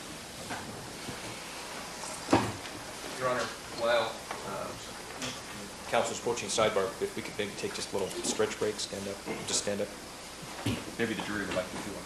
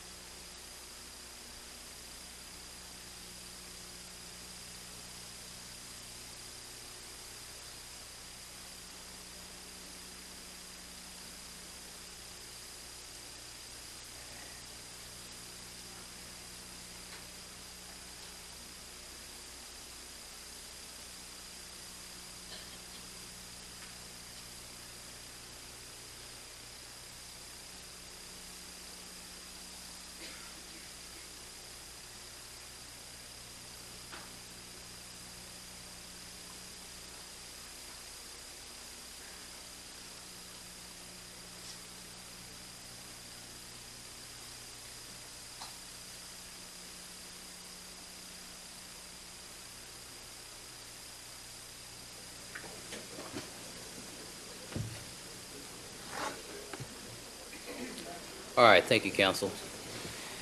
And ladies and gentlemen of the jury, let the court reporter, go ahead.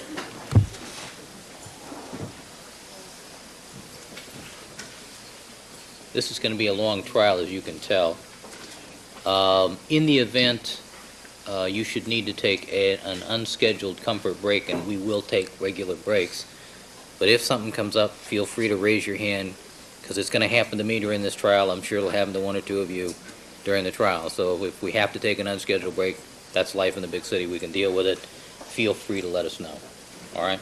We are going to take our regular breaks. You should expect about every hour and a half or so, hour and 45 minutes. We're going to take our first break this afternoon at 3 o'clock. All right. You notice I'm very time conscious. I have clocks all over my courtroom.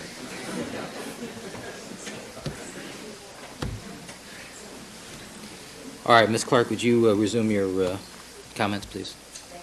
Thank you.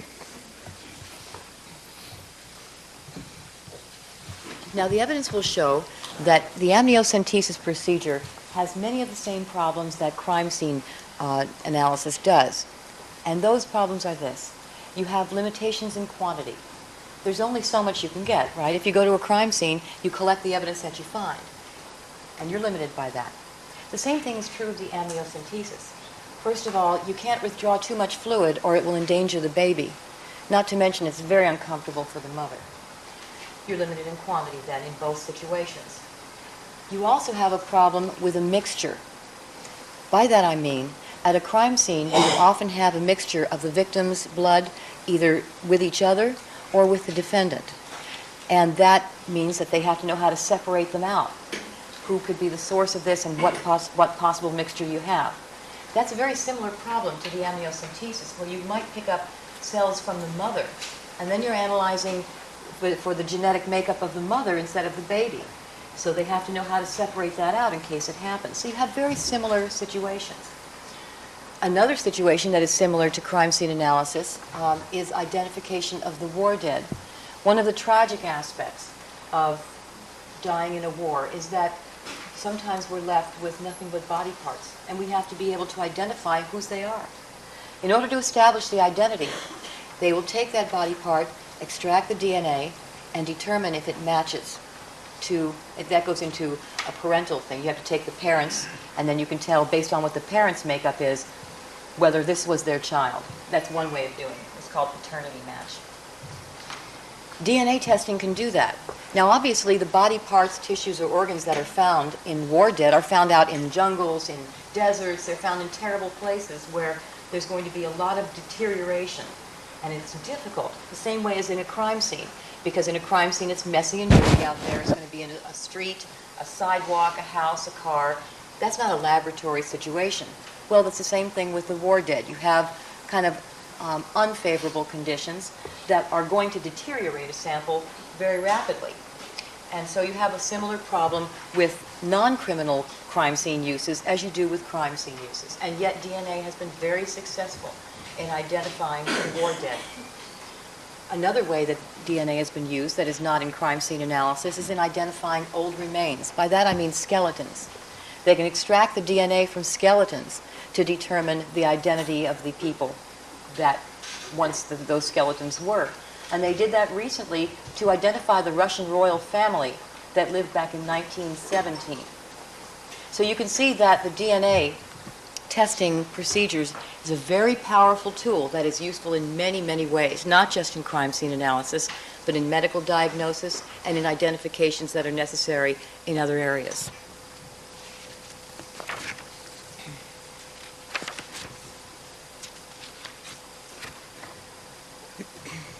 Now, there are a couple of approaches to DNA testing that can be taken.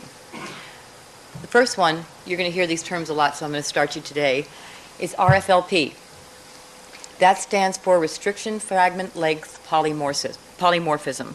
And that's, all you have to know is RFLP for now. The experts will explain everything to you at the appropriate time. That is a very powerful tool used to pinpoint the identity of the person who left blood or hair or fiber, or excuse me, blood or hair or bodily fluid in an area. Very powerful tool. Another DNA test, not quite as powerful, but still more powerful than we used to have, is called PCR testing, polymerase chain reaction. In that form of testing, you can take much smaller bits of DNA and amplify them. That is, actually, you just multiply them. It's like Xeroxing. And you make it large enough so that you can test it. And that's been very, very powerful tool as well in analyzing and determining the source of a stain or bodily fluid that you find at a crime scene. Regardless of the method used, whether it's RFLP or PCR, they're both DNA testing. And the tests are really tests of exclusion. What does that mean? That means that when you conduct these tests, the effort is to exclude. You analyze the DNA and you see, can I exclude the suspect? Can I rule him out? Is there anything here inconsistent with the suspect or the victims, depending on what you're looking at? And that's exactly what was done in this case. With every piece of evidence collected, the effort was to exclude the defendant and to exclude the victims. That was the focus, and that is the aim of DNA testing. In this case, we asked this question over and over and over again. Can the defendant be excluded? No matter how hard we tried, over and over, the samples were tested and retested and tested again. Over and over again, we asked ourselves, can the defendant be excluded? And over and over and over again, the answer was no. The defendant cannot be excluded. I would now like to briefly summarize for you all of the test results of the analysis of the evidence I've just described. And I'm going to start with the hair and fiber. Now, the hair and fiber is microscopic analysis. It is not DNA, okay? This is the comparison of hairs and fibers that were found on various items of evidence and in locations at the scene that were compared to the defendant, the victims, and various other items of evidence. It's easier to explain to you if I actually tell you the results. P14. The ski cap that was found at the feet of Ron Goldman was examined for hair and trace analysis, and it was found on that knit hat that there was fiber like those from the carpet of the defendant's Ford Bronco. Now stop and think, why would there be carpet fibers like those from the defendant's Ford Bronco? That's true. Okay. Just state what the evidence is. Thank you. Also on that knit hat, we find hairs like those of the defendant.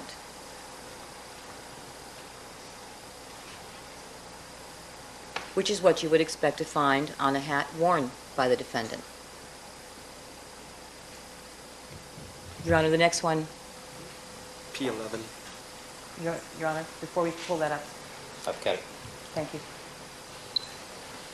On the shirt of Ron Goldman, we find a head hair like that of the defendant.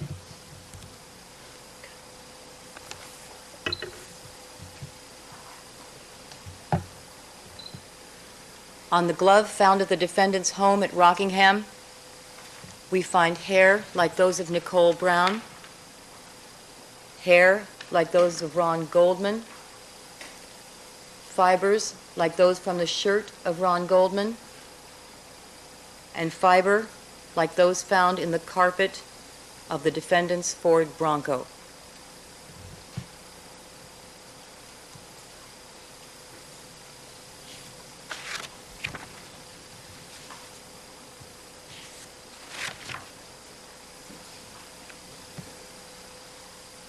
P48. This shows you the defendant's Ford Bronco. You see the tags? Those all indicate blood spots that were recovered on June the 14th.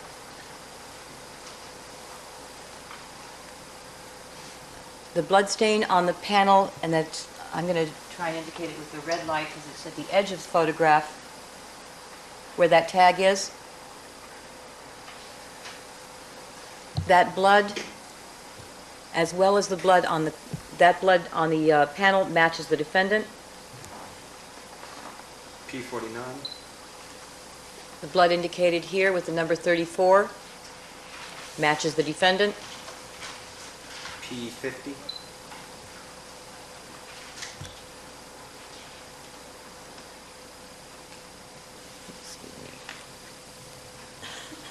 The blood on the panel here matches the defendant. P51. This blood on the console matches the defendant. The item number 31 on the console, consistent with a mixture of the defendant and Ron Goldman. P53. This blood stain was on the console. This was recovered later in time, after the 14th. That is consistent with a mixture of the defendant, Ron Goldman, and Nicole Brown. P54. The blood stain found in this area marked with the number 33 matches Nicole.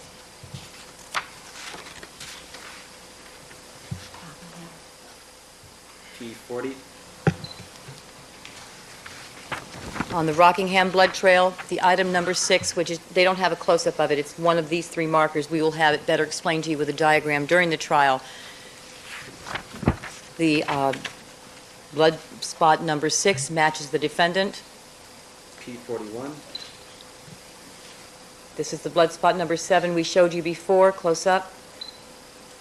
Matches the defendant. P42. P43. Again, the blood drops that were found just inside the front entry of the defendant's home. This is blood drops number 12. P44. Matches the defendant. P45.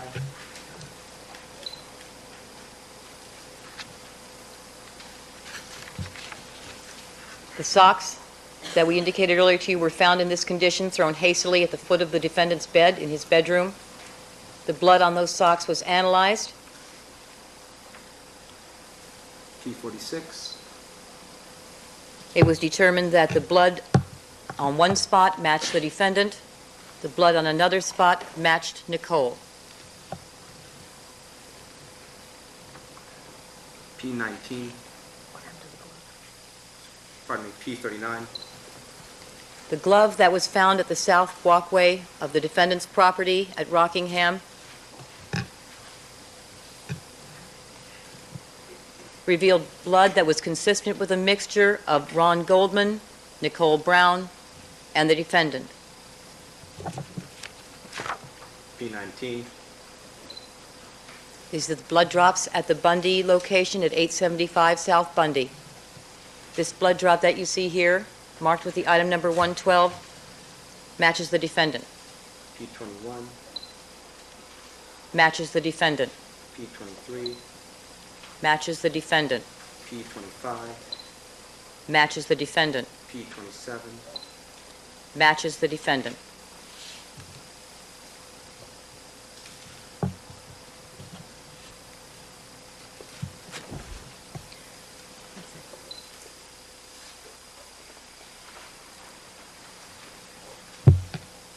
Apart from the test results, ladies and gentlemen, the mere fact that we find blood where there should be no blood, in the defendant's car, in his house, in the driveway, and even on the socks in his very bedroom, at the foot of his bed, that trail of blood from Bundy through his own Ford Bronco and into his house in Rockingham is devastating proof of his guilt. And the results of the analysis of that blood confirms what the rest of the evidence will show. That on June the 12th, 1994, after a violent relationship in which the defendant beat her, humiliated her, and controlled her, after he took her youth, her freedom, and her self-respect, just as she tried to break free, Orenthal James Simpson took her very life in what amounted to his final and his ultimate act of control. And in that final and terrible act, Ronald Goldman, an innocent bystander, was viciously and senselessly murdered. Remember that in voir dire, we asked you if you could use your common sense and reason to fairly and to objectively evaluate this evidence as neutral, impartial judges of the facts. You all promised that you could and you would, and we believe that you will. We have every faith and belief in the fact that you will all keep that promise. But it will not be easy.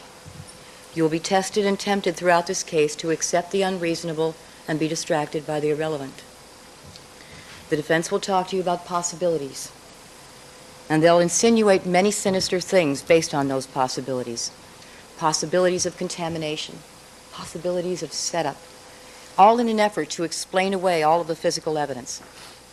But possibilities alone do not equal proof.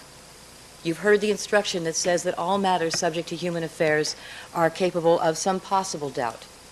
That's why the standard is reasonable doubt. And you'll hear the word reasonable more than once in the jury instructions, and you already have. Because if the proof standard was beyond all possible doubt, there could never be a conviction. There can always be a possible doubt about something. The question is whether you have a doubt that's founded in reason. So beware of the efforts to get you to accept the unreasonable, be distracted by the irrelevant, and to base your decision on speculation, on mere possibilities with no hard evidence to show that any of them really occurred.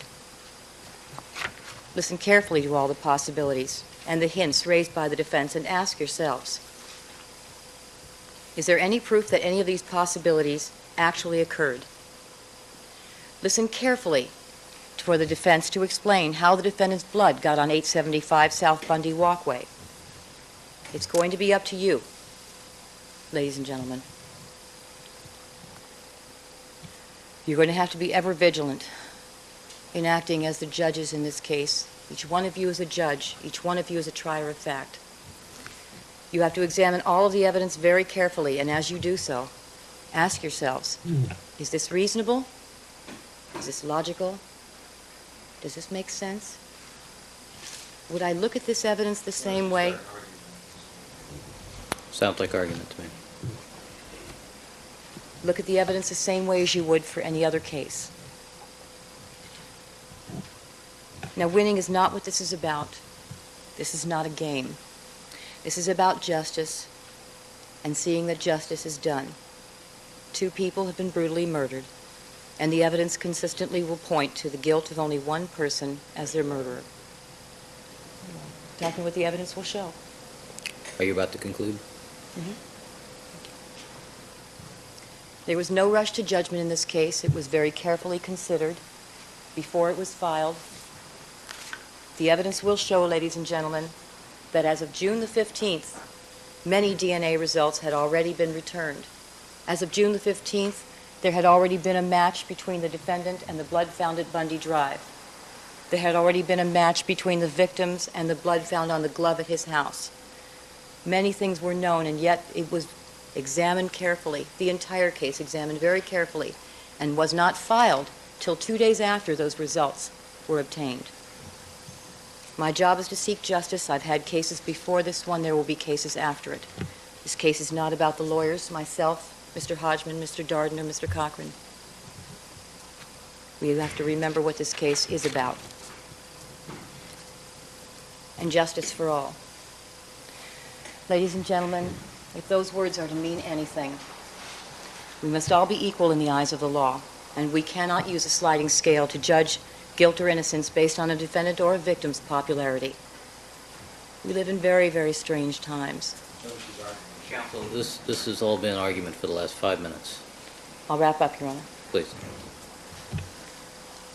We cannot succumb to the temptation to thwart justice and throw truth out the window. Counsel, I'm going to have to stop you right here. I've warned you 3 times now. All we're asking is that Counsel, I'm warning you. I've warned you 3 times now. I'm concluding right now, Your Honor.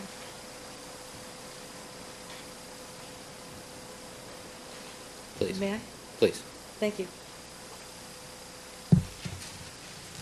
All we ask is that you stay focused on what the case is about the murder of Ron Goldman and Nicole Brown. Thank you.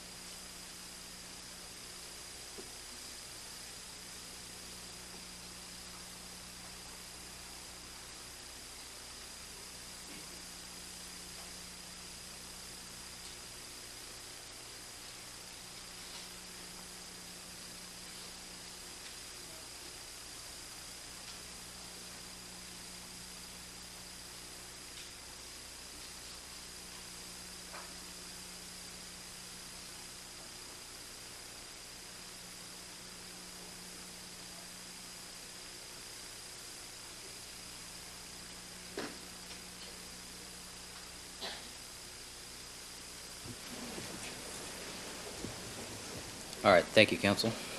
Thank you, Your Honor. Ladies and gentlemen, I want to thank you very much for your kind attention in this matter, and to thank you also, on behalf of all of us, for putting up with the rigors of sequestration. We all know it's difficult, and we appreciate all of your dedication to duty and service in this case. Thank you very much. All right, thank you, Ms. Clark. All right, ladies and gentlemen, I think we will take our recess just a little bit early. Let me ask Deputy Magnier, how much time do we need? About 25 minutes? 25. All right. We'll reconvene at 25 minutes after 3. All right? Thank you.